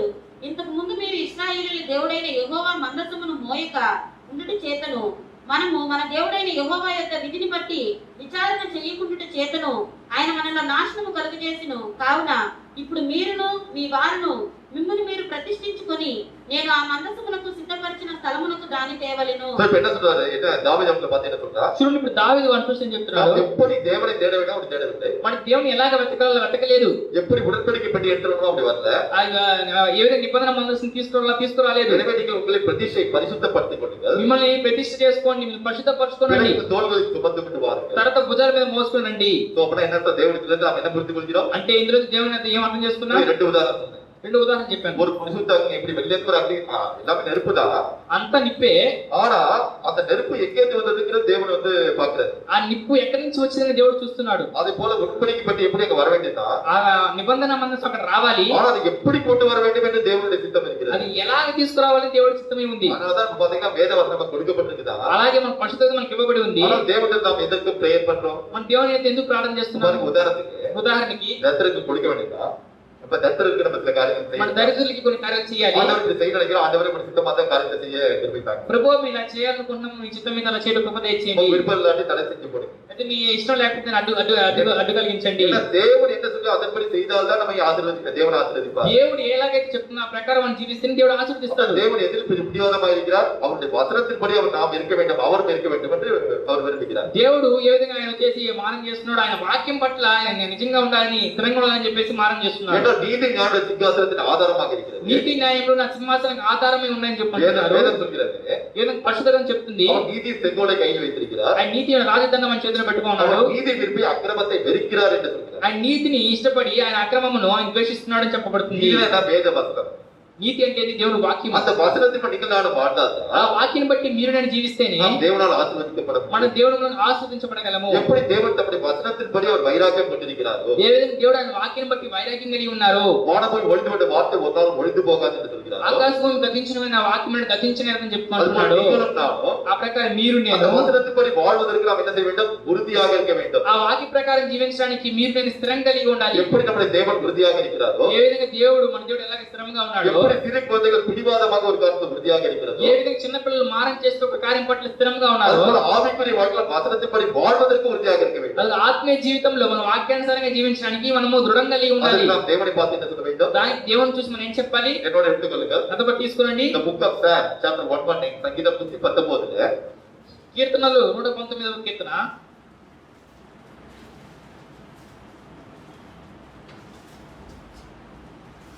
44వ వచనము. నిరంతరము నీ ధర్మశాస్త్రమును అనుసరించుదును, నేను నిత్యము దానిని అనుసరించుదును. ஓகே, என்ன சொல்றா అతను ఏం చెప్తున్నాడు చూడండి. தினமும் நான் என்ன செய்வேன், எப்போதும் இப்படியே வந்து என்ன செய்வேன், வேத பிரமாணத்தை நான் பார்த்துக் கொள்வேன்னு சொல்றான். అది నేను చెప్తున్నా, నిరంతరము నీ ధర్మశాస్త్రమును నేను అనుసరిస్తాను అంటున్నాడు. ஒரு நாள் 2 நாள் காரியம் இல்ல, ఒక రోజు 2 రోజులు కార్యం కాదు. தினமும் உடைய பிரமாணத்தை நடக்கும். ప్రతి దినము ప్రతిరోజు నిరంతరము నీ ప్రమాణం ప్రకారము నీ ధర్మశాస్త్రం ప్రకారం నడుచుకుంటాను అంటున్నాడు. இப்போ 33వ వచనం படிங்க. ఇప్పుడు 33వ వచనం చదవండి. యెహోవా నీ కట్టడలను అనుసరించుటకు నాకు నేర్పుము, అప్పుడు నేను కడమట్టకు వాటిని గైకొందును. அந்த வசனத்தை நான் எப்படி வந்து வாழ வேண்டும் என்பதை எனக்கு வந்து போதிங்க. అంటే నేను వాక్య ప్రకారం ఎలా జీవించాలో నాకు బోధించండి. அதுபடி நான் வந்து வாழத்துக்கு இருப்பேன். ఆ ప్రకారం జీవించిన నాకు కృపను దయచేయండి. 34வது வசனத்தை படிங்க. 34వ వచనం చదవండి. నీ ధర్మశాస్త్రం అనుసరించుటకు నాకు బుద్ధి దయచేయము. అప్పుడు నా పూర్ణ హృదయంతో నేను దాని ప్రకారం నడుచుకుందును. సో దేవుని பார்த்து என்ன சொல்றா? దేవుడు చూసి ఏం చెప్తున్నాడు? உணர்வை கொடுங்க, புத்தி கொடுங்க, நான் எப்படி வாழுங்கிற அந்த உணர்வை கொடுங்க. నాకు చలనం ఇవ్వండి, బుద్ధి ఇవ్వండి, ఎలా జీవించాలో ఒక బుద్ధిని ఇవ్వండి. இந்த வேத வசனத்தை படிக்கும்போது நான் எப்படி வாழுங்கிற அந்த ஞானத்தை கொடுங்க. ఈ వాక్యాన్ని నేను చదువుతున్నప్పుడు ఎలా జీవించాలో అది నాకు అలా బుద్ధి దయచేయండి. அப்போ நான் வேதத்தை படிக்கிறதுமே குளிகிறதோடு கைகொள்கிறேன். అప్పుడు వాక్యాన్ని నేను పూర్ణ హృదయంతో కైకొంటాను. அப்ப நமக்கு ரெண்டாவது காரணம் என்ன பார்க்கணும்? நம்ம வாழ்க்கையில எது மேல பிடிவாதமா இருக்கணும்? రెండోది మనం దేని మీద మనం ఆరం చేయాలి? வேத வசனத்துப்படி வாழ்வதற்கு நாம் பிடிவாதமாக நாம் உறுதியாக இருக்க வேண்டும். మనము దేవుని వాక్య ప్రకారం జీవించడానికి మారం చేయాలి, మనం దృఢం కలిగి ఉండాలి. மூன்றாவது காரியம் பார்க்க போறோம். మూడో కాര്യം చూడబోతున్నాము. நாம் எப்படிப்பட்ட குழந்தையாக இருக்க வேண்டும்? మనం ఎటువంటి పిల్లలుగా ఉండాలి? நாம் வெட்கப்படாத, మన సిగ్గుపడని, நாம் எது வந்து நாம் பெற்றுக்கொள்ள வேண்டுமோ அதற்காக நாம் போராடி பெற்றுக்கொள்வதாக இருக்க வேண்டும். మన దేని కొరకు మనం ఏది పొందుకోవాలో దాని కోసం పోరాడి పొందుకోవాలి. குழந்தை என்ன செய்யும்னா, పిల్లలు ఏం చేస్తారంటే அதுக்கு வெக்கம் இருக்காது. அண்ணா அஷேம்டு, அதுக்கு வந்து ஒரு வெக்கம் இருக்காது. ఆ పిల్లలకి ఎటువంటి సిగ్గు ఉండదు. அது வந்து எது அதுக்கு வேணுமோ அது பெற்றுக்கொள்றதுக்கு வந்து ஆவலா இருக்காது. అది ఏదైతే పొందుకోవాలనుకుంటుందో అది పొందుకోవడానికి చాలా ఆసక్తి కలిగి ఉంటుంది. unashamed and getting what they say, அதாவது வெட்கம் இல்லாம தனக்கு எது வேணுமோ அதை பெற்றுக்கொள்வதற்கு தீவிரமாக இருக்கும். సిగ్గుపడకుండా దానికి ఏం కావాలో అది పొందుకోవడానికి ఆసక్తి కలిగి ఉంటుంది. உங்களுக்கு ஒரு உதாரணம் சொல்லி புரிய வைக்கிறேன். ఒక ఉదాహరణ చెప్పి మీకు అర్థం చేస్తాను. நான் சின்ன பையனா இருக்கும்போது, ரொம்ப குட்டி பையனா இருந்தபோது, నేను చిన్న పిల్లవాడిగా ఉన్నప్పుడు, చాలా చిన్న పిల్లవాడిగా ఉన్నప్పుడు ஒரு டபடப வண்டின்னு ஒரு வண்டி இருக்கு. அதாவது ஒரு வண்டி, சின்ன வண்டி. ఒక చిన్న బండి ఉండేది. அது ஒரு கொட்டாங்கிச்சில பார்த்தா ஒரு குச்சி வந்து அடிக்கும். அதை போகும்போது இப்படி அடிச்சுட்டே வரும். சத்தம் வரும். అది పోయేటప్పుడు ఒక కర్ర ఉంటుంది, కొట్టుకుంటూ వెళ్తూ ఉంటుంది. அப்ப அந்த வண்டி பார்த்தா அந்த காலத்துல ₹1 தான் இருக்கும். நான் சின்ன பையனா இருக்கும்போது ఆ బండి వెళ్ళేటప్పుడు వచ్చేసి ₹1 ఉండేది. அந்த சத்தம் கேட்டா என்ன செய்யும் எனக்கு தெரிஞ்சிடும். ஐயோ அந்த வண்டி வருது, நான் வண்டி வேணும்னு சொல்றேன். అంటే ఆ శబ్దం విన్నప్పుడు ఆ బండి వస్తుంది అని చెప్పేసి చెప్తాను. எங்க அம்மா என்ன செய்வாங்க, காத்துல விழக்கூடாதுன்னு சொல்லிட்டு என்ன அந்த சத்தம் கேட்டோன்னு உடனே தூக்கிட்டு உள்ள போயிட்டாங்க. உள்ள போய் வந்து ஒளிச்சு ஒரு ரூம்ல உட்கார வைப்பாங்க. ఎందుకంటే ఆ శబ్దం వినగానే బయట పోకూడదు అనేసి మా తల్లి ఏం చేస్తుందంటే నేను తీసుకెళ్లి ఆ రూమ్ లో ఒక చేసి ఉంచుతుంది. ஆனா கரெக்டா எது கேட்கணும் நினைப்பாங்க, அந்த சத்தம் எனக்கு கிளியரா கேட்கும். కానీ ఏది ఆమె వినకూడదు అనుకుంటారో ఆ శబ్దం నాకు క్లియర్ గా వినిపిస్తుంది. அம்மா டபடப வண்டி வாங்கிட்டு நான் அழுது போறேன்னு அழுவேன். కానీ అమ్మ డబ్బడబ్బ బండి వచ్చింది నేను అని చెప్పేసి ఎట్లా తీసుకెళ్ళని చెప్పేసి ఏడస్తాను. எவ்வளவு சொன்னாலும் கேட்க மாட்டேன். ఎంత చెప్పి నేను వినను. அப்படின்னா என்ன அர்த்தம் நினைக்கிறேன், அதாவது மத்தவங்க நினைக்கிறாங்க அதை பத்தி கவலைப்பட மாட்டேன். ఇతరులు ఏం చెప్తారు దాని ప్రకారం నేను వచ్చేసి బాధపడను. அது மாதிரி கொஞ்சம் பெரிய பையனான போது, కొంచెం పెద్దవాడైన తర్వాత பார்த்தா சின்ன பையனா பெல்ட் கிடையாது. అప్పుడు చిన్నవాడు అయినప్పుడు నాకు బెల్ట్ లేదు. அப்ப என்ன கடையில பெல்ட் இருக்கு, அதாவது ரப்பர்ல பெல்ட் வச்சிருப்பான். ఆ లబ్బర్ లో బెల్ట్ పెట్టుంటాడు. அந்த பெல்ட் வேணா வந்து 10 பெல்ட் அப்ப வந்து அதோட விலை வந்து ₹5 தான் இருந்தது. అప్పుడు బెల్ట్ ఆ బెల్ట్ కావాలని చెప్పేసి ఏడ్చేవాడిని. అప్పుడు ఆ బెల్ట్ ఒకవేళ ₹5 ఉండేది. எங்க அம்மா என்னோட மைண்ட் டைவர்ட் பண்றதுக்கு என்னென்னமோ காமிக்கிறாங்க. நான் வந்து கேட்க மாட்டேன், திருப்பி அதுதான் பத்தக்கு. కానీ నా తల్లి గారు ఏం చేస్తున్నారంటే నా మైండ్ డైవర్ట్ చేయడానికి ఏదో చెప్తున్నారు, ఏదో చూపిస్తున్నారు, కానీ నేను దాని గురించి ఆలోచిస్తూ ఉన్నాను. என் கூட வந்து எங்க அண்ணனுக்கு எங்க அக்காவுக்கு வந்து வைக்க மாட்டேன், இப்படி கத்துற மத்த முன்னாடி மானத்தை வாங்குறான்னு நினைச்சிருந்தேன். కానీ నాతో ఉండే నా అక్క మా అన్నయ్య ఏంది ఇంతమంది ఉన్నారే ఇక్కడ ఇది వచ్చేసి అవమానపరుస్తున్నాను వీడని చెప్పేసి అనుకుంటూ ఉన్నాడు. எங்க அம்மா எவ்வளவு சொல்லி பார்த்தா நான் கேட்கவே இல்லை. మా అమ్మగారు ఎంతో చెప్పారు కానీ నేను వినలేదు. ஏன்னா இது எனக்கு இன்னும் ஞாபகம் இருக்கு, அதுக்காக நான் சொல்ல வரேன். ఎందుకంటే నాకు ఇంకా ఇది నాకు గుర్తుంది, అందుకు నేను எனக்கு என்ன చెప్పాను. இல்லை வெக்க இல்லை. నాకేం సిగ్గు లేదు. எனக்கு என்ன வேணுமோ அது வாங்குறதுக்கு தான் என்ன வேணா செஞ்சது. అందుకే నాకు ఏది కావాలో అది నాకు పొందుకోవడానికి ఏం చేసిన కలిగి ఉన్నాను. நான் சொல்ல புரியுதா உங்களுக்கு? నేను చెప్పేది మీకు అర్థం உங்களுக்கு வந்து உதாரணத்துக்கு உங்க குழந்தைய வச்சுக்கங்க. ఉదాహరణకి మీ బిడ్డలు పెట్టుకోనండి. நீங்க வேற யாரோ உங்க சொந்தக்காரங்க வீட்டுக்கு போறீங்க. ఏదో ఎవరో సొంత వాళ్ళ ఇంటికి వెళ్తున్నారు. அந்த வீட்டுல உள்ளவங்க உங்களை பத்தி ரொம்ப உயர்வா நினைக்கிறாங்க. వాళ్ళ ఇంట్లో మీరు చాలా గొప్పగా అనుకుంటున్నారు. ஆனா அங்க போய் உங்க பையனும் பொண்ணும் அவ்வளவு அடாவடி பண்ணுது. அதாவது எனக்கு வேணுங்கிறது பல தலைகீழ இன்னும் ஏதாவது காரியம் பண்ணுது. కానీ మీ యొక్క కుమారుడు కుమార్తె అక్కడికి వెళ్ళిన తర్వాత ఏదో ఒకటి చూసి నాకు అది కావాలని చెప్పేసి వాళ్ళు మారం చేస్తున్నారు. எவ்வளவு அதட்டி பார்த்தாங்க, சத்தப்படாத மானத்தை வாங்க, சத்தப்படாத அப்படின்னு சொல்றீங்க. రే పరువు తీపాకన అయినా ఉండరా అని చెప్పి అంటూ ఉంటాము. ஆனா அந்த குழந்தை கேட்கல. కానీ ఆ బిడ్డ లేదు. அதுக்கு கிடைக்கிற போது அது ஒண்ணும் செய்யல. కానీ అది దొరికేంత వరకు వచ్చేసి అది వదలలేదు. இப்ப நான் சொல்ல உங்களுக்கு புரியுதா? చెప్పేది మీకు அந்த అర్థమవుతుందా? சின்ன குழந்தைக்கு என்ன வெக்க இல்ல.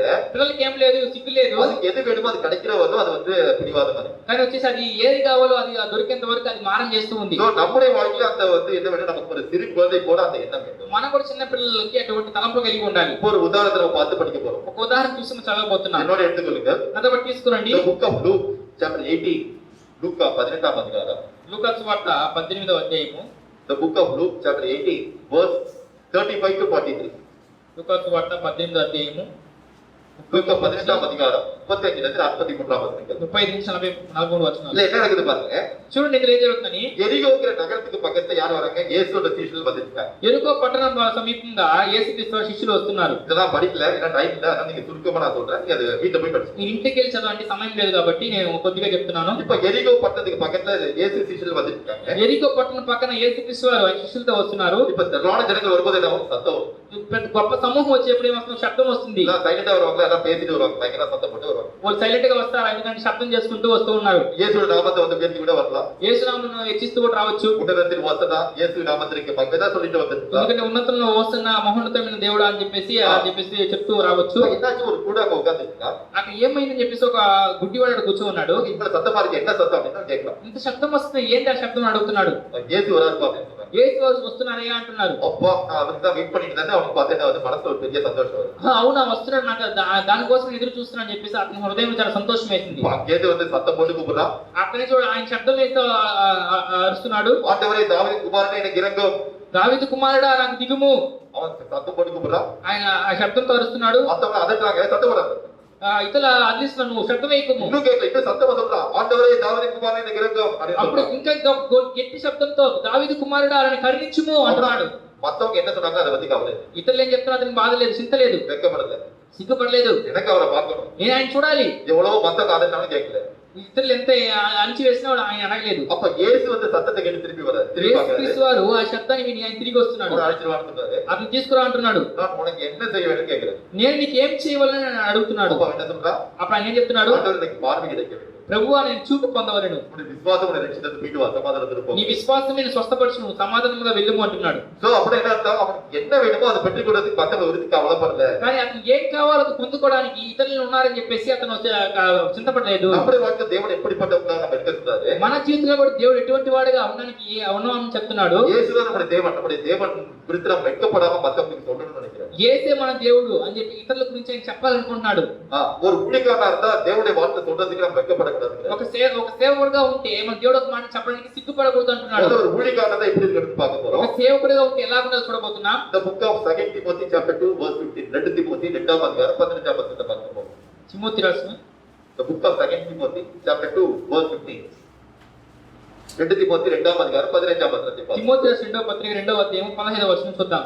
దేవుని ఎదుట యోగ్యునిగాను సిగ్గుపడనక్కర్లేని పనివానిగాను సత్యవాక్యమును సరిగా ఉపదేశించువానిగాను నిన్ను నీవే దేవునికి కనపరుచుకొనుట జాగ్రత్త పడుము. எனவே நாம் எப்படி இருக்கணும்? வெட்கம் இல்லாத ஊழியக்காரனாக இருக்க வேண்டும். అంటే మనం ఎలా ఉండాలి? సిగ్గుపడని పనివాడిగా, సేవకుడిగా ఉండాలి. இப்படி நாம் இருக்கணும், ஒரு வெட்கம் இல்லாத ஊழியக்காரனாக இருக்கணும். నేను ఎలా ఉండాలి? సిగ్గుపడని సేవకుడిగా ఉండాలి. உங்களுக்கு ஒரு காரியத்தை சொல்லணும்னா, మీకు కార్యం చెప్పాలంటే என் வாழ்க்கையில என்ன செஞ்ச காரியத்தை உங்களுக்கு சொல்லி புரிய வைக்கிறேன். నేను నా జీవితంలో ఏం చేసిన కార్యాన్ని మీకు చెప్పి అర్థం அது ஒரு చేస్తున్నాను. விஷயத்தை சொன்னா என்ன ஆகும் அப்படின்னா நினைக்கிறேன். అయ్యో నా విషయం చెప్తే ఏమవుతుంది అనుకోలేదు. அப்படின்னா என்னோட வாழ்க்கையில நாங்க வந்து என்னோட கணவன் மனைவி எங்க வாழ்க்கை தேவன் செய்த அற்புதத்தை புக்காக போட்டுருக்கோம். ఎందుకంటే మా జీవితంలో భార్య భర్తలుగా మా జీవితంలో దేవుడు చేసిన మేలును ఒక బుక్ గా వేస్తున్నాము, சீடியா போட்டிருக்கோம், సీడీగా వేస్తున్నాము, யூடியூப்ல அப்லோட் பண்ணிருக்கோம், యూట్యూబ్ అప్లోడ్ చేస్తున్నాము, அநேக டிவில போய் சொல்லிருக்கோம். అనేక టీవీలో చెప్పేళ్ళున్నాము. அப்படின்னா நான் என்னோட வாழ்க்கை எப்படிலாம் கஷ்டப்பட்டேங்கிறத சொல்றதுக்கு என்ன பண்றது? வெட்கப்படவில்லை. నా జీవితంలో ఇంత కష్టపడ్డాము అని చెప్పడానికి మేము సిగ్గుపడలేదు. வெட்கப்பட்டவருடைய தேவன் என்னை என்ன செய்தார்? மகிமைப்படுத்தினார் என்று நான் சொல்வதற்கு நான் சந்தோஷமா இருக்கேன்.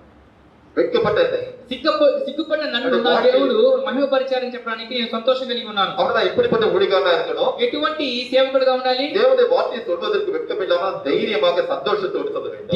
దేవునికి మాటలు నేను చెప్పడానికి సిగ్గుపడకుండా ధైర్యంగా సంతోషంగా చెప్పాలి. அப்படி யார் சொல்ல வந்தீங்க? అలా ఎవరు చెప్పడానికి ఇష్టపడలేదు. நம்ம எதுக்கு சொல்லிட்டு நம்ம அதாவது நம்ம வெட்கப்படுற மாதிரி ஆயிட்டு நினைக்கிறாங்க. అయ్యో నీ చెప్తే ఎక్కడైనా సిగ్గుపడేలాగా అయిపోతుంది అనుకుంటే அதை குறித்து என்ன சொல்றாரு? దాని గురించి ఏం చెప్తున్నారు? இன்னொரு எடுத்துக்கொள்ளுங்கள். నాతో పాటు తీసుకోండి. The book of Mark mark సువార్త chapter 8 verse 38. மார்க் 8ஆம் அதிகாரம் 38ஆம் வசனத்தை பார்ப்போம். 8వ అధ్యాయము 38వ వచనం చదువుదాం. என்ன சொல்கிறார்? ఏం చెప్తున్నారు? பாவம் உபச்சாரம் இந்த சந்ததியில் என்னை குறித்தும் என் வார்த்தை குறித்தும் எவன் வெட்கப்படுவானோ அவனை குறித்து இயேசு என்ன சொல்கிறார்? நான் என்னுடைய பிதாவுடைய மகிமையோடு பரிசுத்த தூதர்கள் வரும்போது நான் வெட்கப்படுவேன் சொன்னார். వ్యభిచారమును పాపం చేయు ఈ తరము వారు నన్ను గూర్చి నా మాటల గురించి సిగ్గుపడువాడు ఎవడో వారిని గూర్చి మనుష్య కుమారుడు తన తండ్రి మహిమ గలవాడే పరిశుద్ధ దూతలతో కూడా వచ్చున్నప్పుడు సిగ్గుపడునని చెప్పాను. అప్పుడు நான் வெளியில போய் நான் வந்து இயேசுவோட பிள்ளைன்னு சொல்றது நான் வெட்கப்பட்டேனா? నేను బయటికి వెళ్ళి నేను యేసు బిడ్డని చెప్పడానికి నేను సిగ్గుపడితే ஒரு கிராமத்தை சுவிசேஷம் சொல்ல போறேன். గ్రామంలో సువార్త ప్రకటించడానికి వెళ్తున్నాను. அங்க யாருக்கும் இயேசு வந்து எல்லாமே இந்து అక్కడ ఎవరు యేసుక్రీస్తు అంగీకరించారు? అందరూ హిందువులే. இப்ப சொல்றாங்க இங்க யாருமே கிறிஸ்டியன் இல்ல, நீங்க అங்க வேற கிராமத்தை போய் சொல்லுங்க. మీరు ఎవరు క్రైస్తవులు లేరు, మీరు వేరే గ్రామానికి వెళ్ళి చెప్పుకోండి. ஆனா அவங்களுக்கு தெரியாது, நான் அவங்களுக்கு தான் சொல்ல தெரியாது. కానీ వాళ్ళకి తెలియలేదు మీకు చెప్పడానికి వచ్చాననేసి. பரவாயில்ல, நான் வந்து இயேசு பத்தி சொல்றேன், யார் கேட்டாங்களே கேட்கட்டும். కానీ పర్వాలేదు, నేను యేసు గురించి చెప్పడానికి వచ్చాను, ఎవరు వింటారు వినేయండి. அவங்க என்ன சொல்றாங்க அதை பத்தி எனக்கு கவலை இல்லை, நான் சொல்ல வேண்டிய என்னோட தேவனுடைய வார்த்தை சொல்லிட்டு வரேன். వాళ్ళు ఏం చెప్తున్నారు నాకు దాని గురించి నాకు అవసరం లేదు, నేను ఏం చెప్పాలనుకుంటున్నాను దేవుని మాట చెప్పి వెళ్తాను. அதான் அப்போஸ்தலர் நீங்க என்ன செய்தார்கள்? అపోస్తలు కార్యంలో ఏం చేశారు? The book of Acts chapter 5. அப்போஸ்தலர் நடபடிகள் 5ஆம் அதிகாரம் 40 லிருந்து 42 படிப்போம். The book of Acts chapter 5 verse 40 to 42. అపోస్తల కార్యం 5వ అధ్యాయము அப்போஸ்தலர் நடபடிகள் 5ஆம் அதிகாரம் 40 லிருந்து 42வது வசனம். 40 నుంచి 42 వచనాలు. அங்க என்ன நடக்குது? అందులో ఏం జరుగుతుంది? அப்போது இயேசு முதல் மரித்து உயிரோடு இருந்தது. అప్పుడు యేసుక్రీస్తు వారు మరణించి ప్రాణంతో లేచారు. அப்போ அங்க இருந்த, அதாவது எருசலேமில் இருந்த ஜனங்கள் யாருக்கு விரோதமா இருந்தாங்க? இயேசுக்கு விரோதமா இருந்தாங்க. అక్కడ యెరూషలేములో ఉన్న ప్రజలు ఎవరికి విరోధంగా ఉన్నారు? యేసుక్రీస్తు వారికి విరోధంగా ఉన్నారు. அவங்களுக்கு தெரியாது இயேசு தான் தேவகுமாரன் தெரியாது. వాళ్ళకి తెలియదు యేసుక్రీస్తు వారి దైవ కుమారుడని. அந்த அப்போஸ்தலருக்கு வந்து அவர்களும் பார்த்தா வந்து இயேசுடைய வார்த்தை வந்து வெளிப்படையா சொல்ல முடியாம பல கஷ்டங்கள் பட்டாங்க. అదే అపోస్తలు కూడా దేవుడు ఒక మాట చెప్పడానికి బహిరంగ చెప్పడానికి అంత కష్టపడేవారు. இப்போ அப்போஸ்தலர் என்ன செய்றாங்கன்னா பிரதான ஆசாரியர் முன்னாடி நிறுத்துறாங்க. ఇప్పుడు అపోస్తలంతా ఏం చేస్తున్నారు? ప్రజల యాజకుల ముందు నిలబెడుతున్నారు. ஒரு அந்த ஆலோசனை சங்கம் பல பேர் முன்னாடி நிறுத்துறாங்க. ఇప్పుడు ఆలోచన చెప్పడానికి అనేకుల్ని వాళ్ళ దగ్గర నిలబెడుతున్నారు. அப்போ வந்து இயேசுவோட பேரை சொல்லக்கூடாது அப்படின்னு அவங்க வந்து எச்சரிக்கை பண்றாங்க. అప్పుడు వాళ్ళు చెప్తున్నారు యేసు ఒక మాటని మీరు ఉచ్చరించకూడదు అని చెప్పంటున్నారు. அடிச்சு அவமானப்படுத்துறாங்க. కొట్టి అవమానపరుస్తున్నారు. இப்போ அவங்க என்ன நினைக்கிறாங்க பாப்போம். ఇప్పుడు వాళ్ళు ఏమనుకుంటున్నారో చూద్దాం. వారు అతని మాటకు సమ్మతించి అపొస్తలులను పిలిపించి కొట్టించి యేసు నామమును బట్టి బోధింపకూడదని ఆజ్ఞాపించి వారిని విడుదల చేసిరి. ஓகே, இயேசுவோட பேரை சொல்லக்கூடாது அப்படின்னு வந்து அவங்க எச்சரிச்சு அடிச்சு வந்து விடுதலை செய்றாங்க. యేసు ఒక మాట చెప్పకూడదు అని చెప్పి వాళ్ళు కొట్టి వాళ్ళు ఏం చేస్తున్నారు? విడుదల చేస్తున్నారు. ఆ నామము కొరకు అవమానము పొందుటకు పాత్రులమని ఎంచబడినందున వారు సంతోషించుచు మహాసభ ఎదుట నుండి వెళ్ళిపోయి. இப்போ பாருங்க, அவங்க வெட்கப்படுறாங்க, அவமானப்படுறாங்க. వాళ్ళు సిగ్గుపరచబడుతున్నారు, అవమానపరచబడుతున్నారు. ஆனா என்ன சந்தோஷம் அடைகிறாங்க? కానీ వాళ్ళకి ఏం సంతోషం వస్తుంది? இயேசுவின் நாமத்தால கஷ்டப்பட்டோமே அதுக்காக சந்தோஷப்படுறாங்க. యేసు నామములో మనం కష్టపడ్డామే దానికోసం సంతోషంగా ఫీల్ అవుతున్నారు. உங்களுக்கு புரியுதா?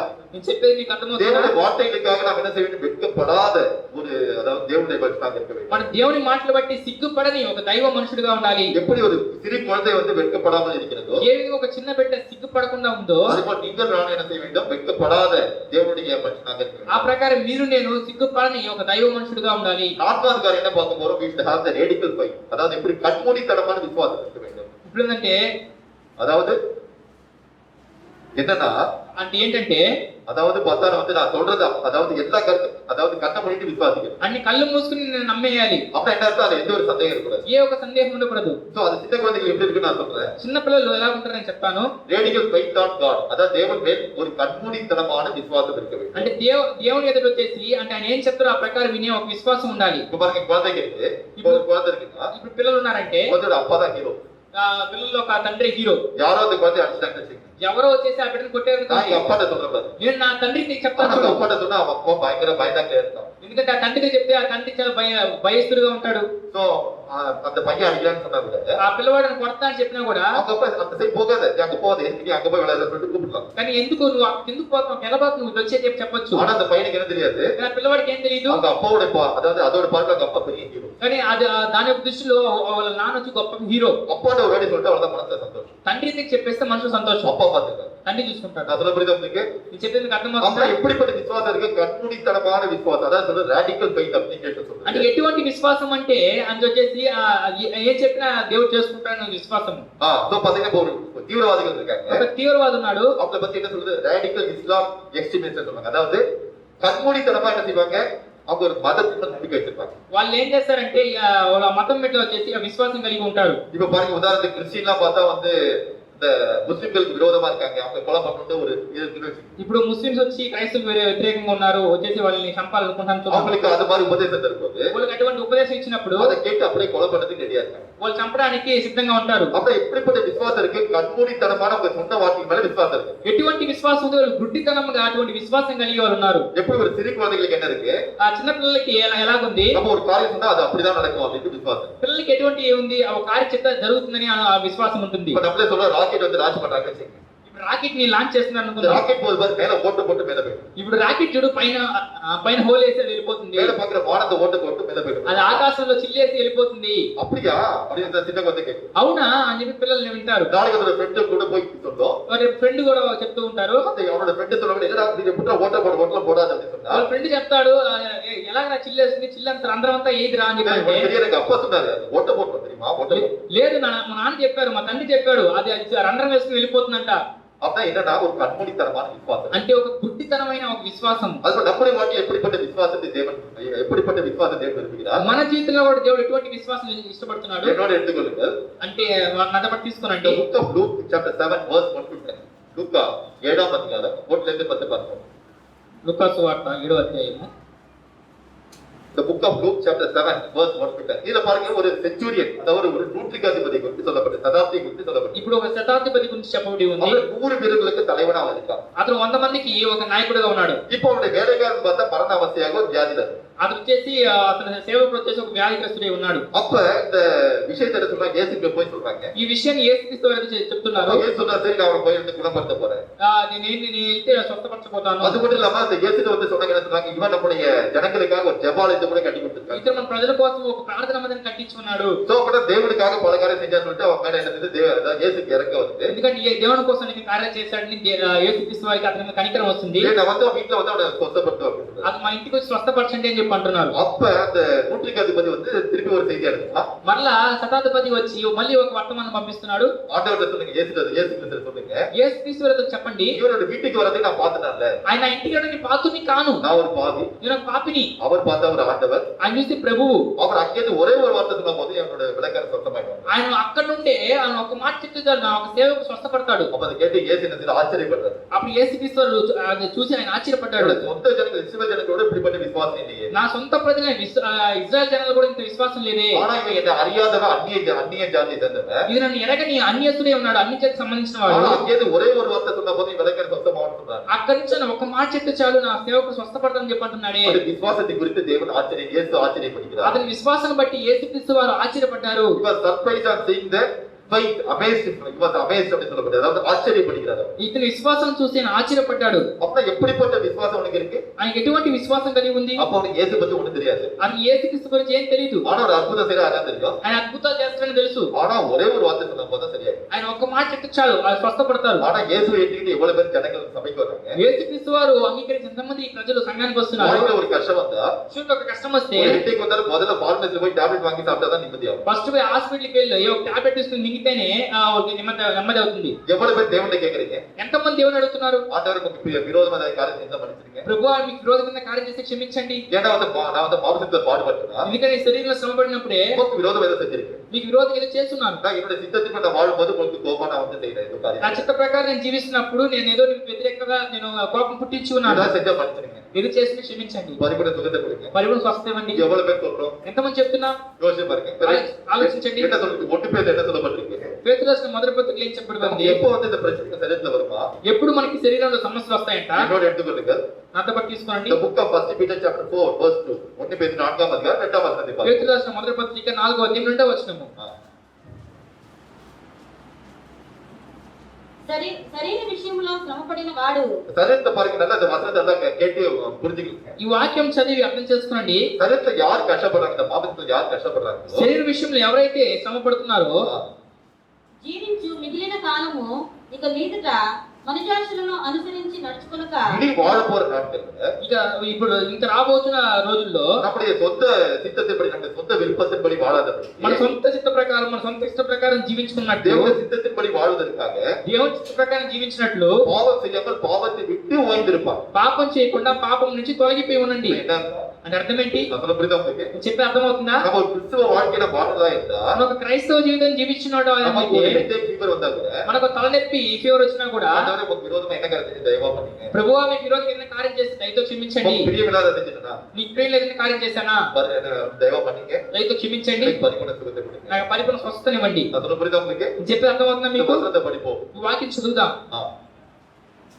శరీర విషయంలో శ్రమపడిన వాడు శరీరమందు జీవించి మిగిలిన కాలము ఇక మీదట మనుజాశలను అనుసరించి నడుచుకొనక దేవుని ఇష్టానుసారముగానే నడుచుకున్నట్లు పాపముతో జోలి ఇక నేమీ లేక ఉండును. சோ எனவே நான் வந்து நம்முடைய வாழ்க்கையில ஒரு சரியான ஒரு பிரச்சனை வந்தாங்க మన జీవితంలో శరీరంలో ఒక సమస్య వచ్చినా కూడా தேவனுக்கு விரோதமா ஏதோ காரியம் செஞ்சாங்கிற ஒரு மனசுல ஒரு எண்ணம் வந்தாதான் దేవునికి వ్యతిరేకమైన కార్యం ఏదో చేశాను మనసు ఆలోచన వస్తే தேவன் கேட்ப ஆண்டவன் நமக்கு விரோதம் என்ன செஞ்சேன் ప్రభు నీకు ఈరోజు ఏదైనా కార్యం చేశానా எனக்கு வெளிப்படுத்துங்க ఏదైనా భయపరచండి ரத்தத்தால் கழுவி என்ன சுத்திகரிங்க మీ రక్తంతో కడిగి శుభ్రపరచండి என்ன பண்ணீங்க క్షమించండి நாம் நம்மை தாழ்த்தி தேவனுடைய சமூகத்தில் நாம் அவருடைய சித்தத்தின்படி வாழ்வதற்கு அர்ப்பணிக்கும் போது మనం తగ్గించి ఆయన సమూహంలో ఆయన చిత్త ప్రకారం మనం నడుస్తున్నప్పుడు நமக்கு சுகத்தை தருகிறார் మన స్వస్థనిస్తున్నారు சோ அப்ப இதுல இருந்து நான் என்ன சொல்ல வரேன் ఇందులో నుంచి నేను చెప్పొస్తున్నాను எப்படி அந்த 100க்கு சதாப்திக்கு ஒரு விசுவாசம் இருந்தது ఏ విధంగా శతాధిపతికి ఒక విశ్వాసం ఉన్నదో அதே போல உங்களுக்கும் எனக்கும் விசுவாசம் வேண்டும் మీకు నాకు అటువంటి విశ్వాసం కావాలి எப்படி யோபு சொன்னான் யோபு 42ஆம் அதிகாரம் 2ஆம் வசனத்தை பார்க்கும்போது యోగు 42వ అధ్యాయం 2వ వచనం చూసినప్పుడు தேவனுடைய சகலத்தை செய்ய நினைத்த காரியம் ஒன்றும் தடைபடாது அப்படிங்கிறான்.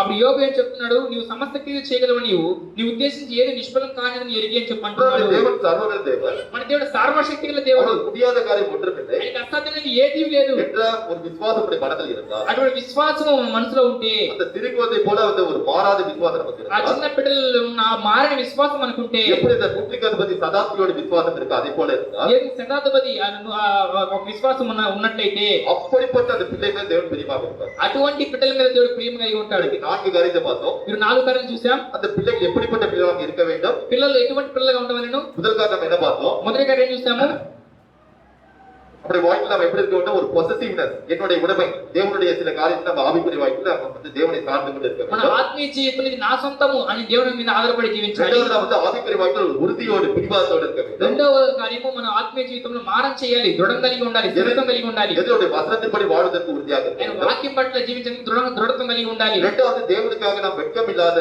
அதாவது நாம் விரும்பின காரியத்தை பெற்றுக் கொள்வதற்கு நாம் வந்து வெட்கமில்லாதவர்களாக இருக்க வேண்டும். దేవుని కార్యం పొందుకోవడానికి సిగ్గుపడిన వారిగా ఉండాలి நான்காவது காரியம் பார்த்தா நம்ம வந்து radical faith, அதாவது கண்மூடித்தனமான விசுவாசம் தேவன் இருக்க வேண்டும். నాలుగోది గుడ్డితనం కలిగిన విశ్వాసం దేవుని యందు ఉండాలి நாம் இப்படி இருக்கும்போது ఇటువంటి విశ్వాసం కలిగి நாம் ఉన్నప్పుడు பிள்ளைகளாக மாறினோம். మనము దేవుని పిల్లలుగా మారుతున్నాం அப்போது நாம் சொல்லலாம், நாம் இங்க சொந்தமான பிள்ளைகளா மாறிட்டோம். అప్పుడు మనం చెప్పొచ్చు ప్రభువా మేము మీ పిల్లలుగా మారిపోయాం இப்படி சம்பந்தம் வரதுக்கு இருக்காங்க. ఇప్పుడు మీ సమూహం రావడానికి కృప దయచేయండి நாம் என்ன செய்ய வேண்டும்? இந்த குழந்தை போல பிடிவாதமாக தேவனிடம் கேட்க வேண்டும். మనం ఆ పిల్లల వల్లే మనము దేవునితో మారం చేసి అడగాలి என்னோட எடுத்துக்கொள்ளுங்கள். నదబట్టి తీసుకోండి The book of Revelation chapter 3 verse 11. வெளிப்படுத்தும் விசேஷம் 3ஆம் அதிகாரம் 11ஆம் வசனத்தை பார்க்கும்போது ప్రకటన గ్రంథము 3వ అధ్యాయము 11వ వచనం చూసినప్పుడు నేను త్వరగా వచ్చుచున్నాను ఎవడు నీ కిరీటము అపహరింపుకొండునట్లు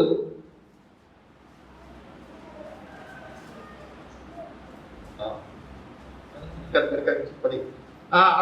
నీకు కలిగిన దాన్ని గట్టిగా పట్టుకొనుము So நம்மளை பார்த்து தேவன் என்ன சொல்கிறார்? దేవుడు మనం చూసి చెప్తున్నాడు உனக்கு ஒரு கிரீடத்தை தந்திருக்கேன். నీకు ఒక కిరీటాన్ని ఇచ్చి ఉన్నాను இப்படி ஒரு சிறு குழந்தை விட்டு தந்தா அதை வந்து கையை விட்டு விடாம பிடிவாதம் வச்சிருக்கோம்.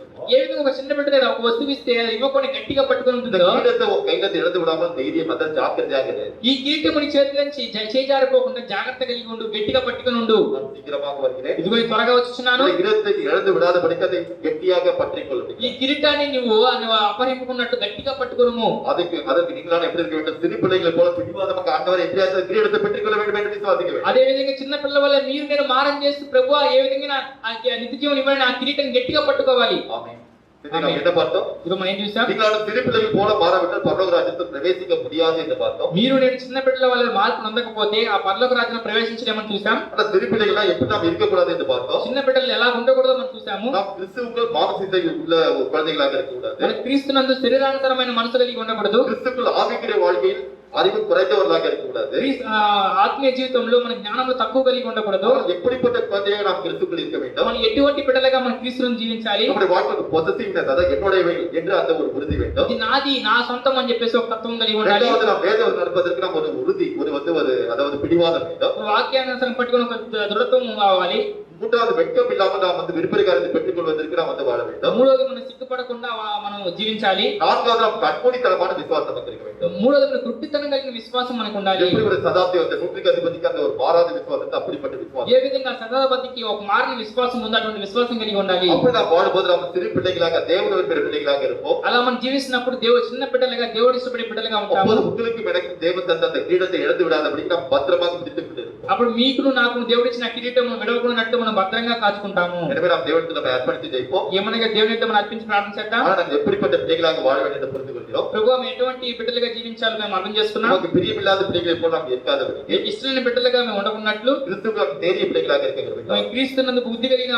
పిల్లలుగా ఉండకు దయచేయము. கிறிஸ்துவுக்கு துர்குணத்தில் குழந்தையாக இராதபடிக்கு మీకు క్రీస్తునందు దుష్టత్వ పిల్లలుగా ఉండకున్నట్లు நாம் நம்முடைய ஞானத்தில் நாங்கள் தெரியவர்களாக இருக்க మీ வேண்டும். జ్ఞానంలో మేము పెద్దవారు ఉండకు దయచేయము. நம்முடைய வாழ்க்கையில் நிரூபிக்கிற திவ்ய சுபாதை கொண்டு நாங்கள் பிள்ளைகளாக இருக்க வேண்டும். మీకు దైవ స్వభావం కలిగి మేము బిడ్డల పసిబిడ్డల వల్ల జీవించిన కృపను దయచేయము. எங்களுக்கு நீ தந்த அந்த பரலோக ராஜ்யத்தை இழந்து விடாதபடிக்கு நாங்கள் அதற்காக ஒவ்வொரு நாளும் வாஞ்சியோடு வாழ வேண்டும். మీరు మాకు ఇచ్చిన ఆ పరలోక రాజ్యాన్ని మేము కోల్పోకున్నట్టు ప్రతిరోజు వాంఛ కలిగి మేము జీవించిన కృపను நீ దయచేయము. தந்த கிரீடத்தை இழந்து விடாதபடிக்கு அது பற்றி கொண்டு வாழ வேண்டும். మీరు ఇచ్చిన కిరీటాన్ని మేము కోల్పోకున్నట్టు మేము పట్టుకొని గట్టిగా పట్టుకొని జీవించే కృపను நீதிமான் దయచేయము. விரும்புகிற காரணம் கொடுக்கப்பட்டு தேவன் சொல்கிறார். నీతిమంతుడు ఆశించింది వానికి దొరుకునని చెప్పిన దేవుడవు. இயேசு நாமத்தை எதை கேட்டாலும் உங்களுக்கு தருவேன் என்று சொல்கிறார். యేసు నామములో ఏమడిగినా మీకు ఇస్తానని చెప్పిన దేవుడవు. நாம் தேவனை பார்த்து சொல்வோம். మనము దేవుని వైపు చూసి చెప్దాం. அவர் நாமத்தால் கேட்கிறோம். మీ నామం పెట్టి అడుగుచున్నాం. நம்முடைய பழைய வாழ்க்கை போதாக இருக்கட்டும். మా పాత జీవితం పోయినట్టుగా ఉండనిమ్ము. இப்போது நீ விரும்புகிற சிறு பிள்ளைகள் போல நாங்கள் வாவதற்கு கிருபைத்தார். మీరు ఇష్టపడే విధంగా మీ పసిపిల్లలు మారేందుకు కృపను దయచేయము. அப்போது நம்ம உங்களோடு கூட அந்த பரலோக ராஜ்யம் யுகயுகமாக இருப்பது வந்து அதன்படி வாழ கிருபைத்தார். అప్పుడు ఆ పరలోక రాజు యుగయుగములుగా మీతోడే ఉంటామని అర్థం చేసుకుని జీవించుకు కృపను దయచేయము. ஆமென். இப்போது நாம நம்முடைய சபையை அர்ப்பணித்து ஜெபிக்க போகிறோம்.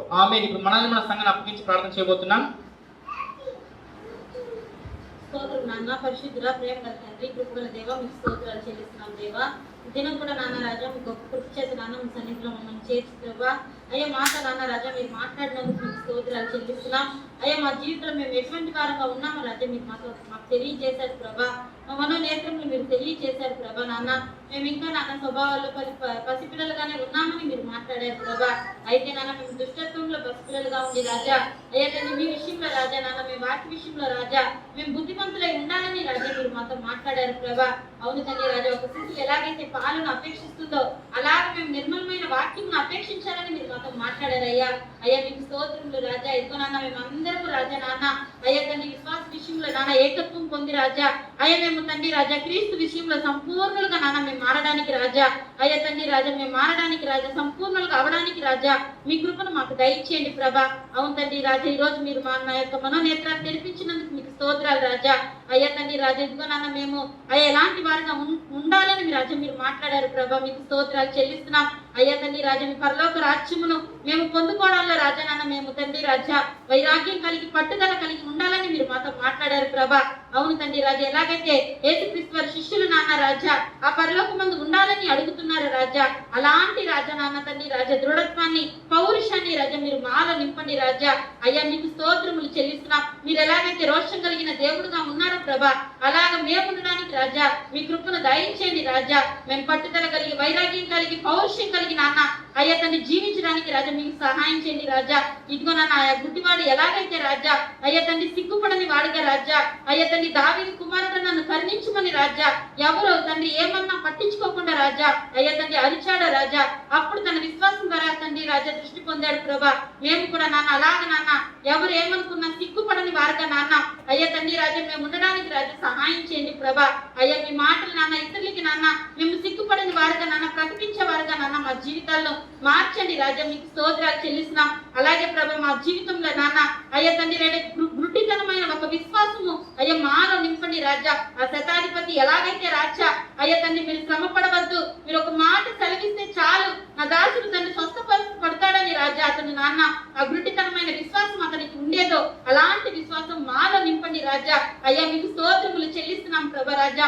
అయ్యా మేము నాన్న అలాంటి గుడ్డితనమైన నమ్మకము విశ్వాసము కలిగి రాజా అయ్యా మీతో కూడా రాజా మేము జీవించుటకు నాన్న మీరు సహాయం చేయండి ప్రభా.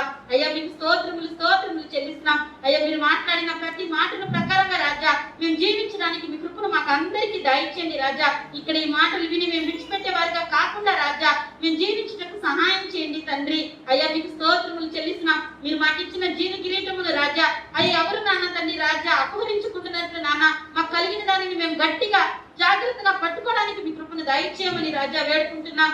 అయ్యా మీరేమైతే నాన్న ఈ రోజు మా దగ్గర ఆశించి మీరు మాట్లాడారో అలాగే మేము రాజా ఉండడానికి సహాయం చేయమని వేడుకుంటూ అయ్యా ఈ వాక్యాలు మా జీవితాల్లో మా హృదయాల్లో నీరు కట్టి ఫలింపు చేయమని గ్రహించే జ్ఞానము అయ్యా తండ్రి మాకు దయచేయమని మా మనోనేత్రములు తెరవమని వేడుకుంటూ సమస్త స్తుతి ఘనత మహిమ ప్రభావములు మీ ఒక్కరికే చెల్లిస్తూ యేసుక్రీస్తు వారి నామములో సమర్పించడి వేడుకుంటున్నాము తండ్రి. ఆమేన్. ఎన్ ఆత్మావే కర్తరి స్తోత్రం. నా ప్రాణమా యెహోవాను స్తుతించుము. ఎన్ మూలమే పరిశుద్ధ నామത്തെ స్తోత్రం. అందరూ సమస్తమైన పరిశుద్ధం స్తుతించుము. ఎన్ ఆత్మావే కర్తరి స్తోత్రం. నా ప్రాణమా యెహోవాను స్తుతించుము. అవసిత సకల మరవే. ఆయన చేసిన ఉపకారములు దేని మరవు. ఆమేన్. ఆమేన్. నమ్ కర్త యేసుకి కృపయు. మన ప్రభు యేసుక్రీస్తు వారి కృపయు. నమ్ పితావిని దేవుడు. మన తండ్రి దేవుని ప్రేమయు. పరిశుద్ధాత్మ ఐక్యం పాదుకోవడం. పరిశుద్ధాత్మ ఐక్యత కాపుదలియు. நம் அனைவரோடும் అందరితోనూ உலகத்தில் சகல பரிசுத்தம் இருந்து లోకం సకల పరిశుద్ధతోడే ఉండి நம்முடைய கர்த்தராகிய இயேசு கிறிஸ்துவின் வருகை பரிந்தும் మన ప్రభుని యేసు రాకడ పర్యంతము நம்மை காத்து ரட்சிப்பதாக. మీ కాచి రక్షించును గాక. ఆమేన్. ஹல்லேலூயா. హల్లెలూయా. ஹல்லேலூயா. హల్లెలూయా. ஹல்லேலூயா. హల్లెలూయా. பாட போகிறோம். మనం పాడబోతున్నాం. இயேசுவின் பிள்ளைகள் நாங்கள் యేసుని పిల్లలు మేము எப்போதும் பகிர்ந்திருப்போம். ఎప్పుడు సంతోషంగా ఉంటాం. பாட போகிறோம். మనం పాడబోతున్నాం. యేసుని పిల్లలు మేము ఎల్లప్పుడూ ఆనందింతుము. యేసుని పిల్లలారా ఎల్లప్పుడూ ఆనందించుడి. యేసుని పిల్లలు మేము ఎల్లప్పుడూ ఆనందింతుము. యేసుని పిల్లలారా ఎల్లప్పుడూ ఆనందించుడి. మన ప్రియుని యందు ఉత్సహించుడి. ஹல்லேலூயா. Praise God. Glory to God. God bless you all.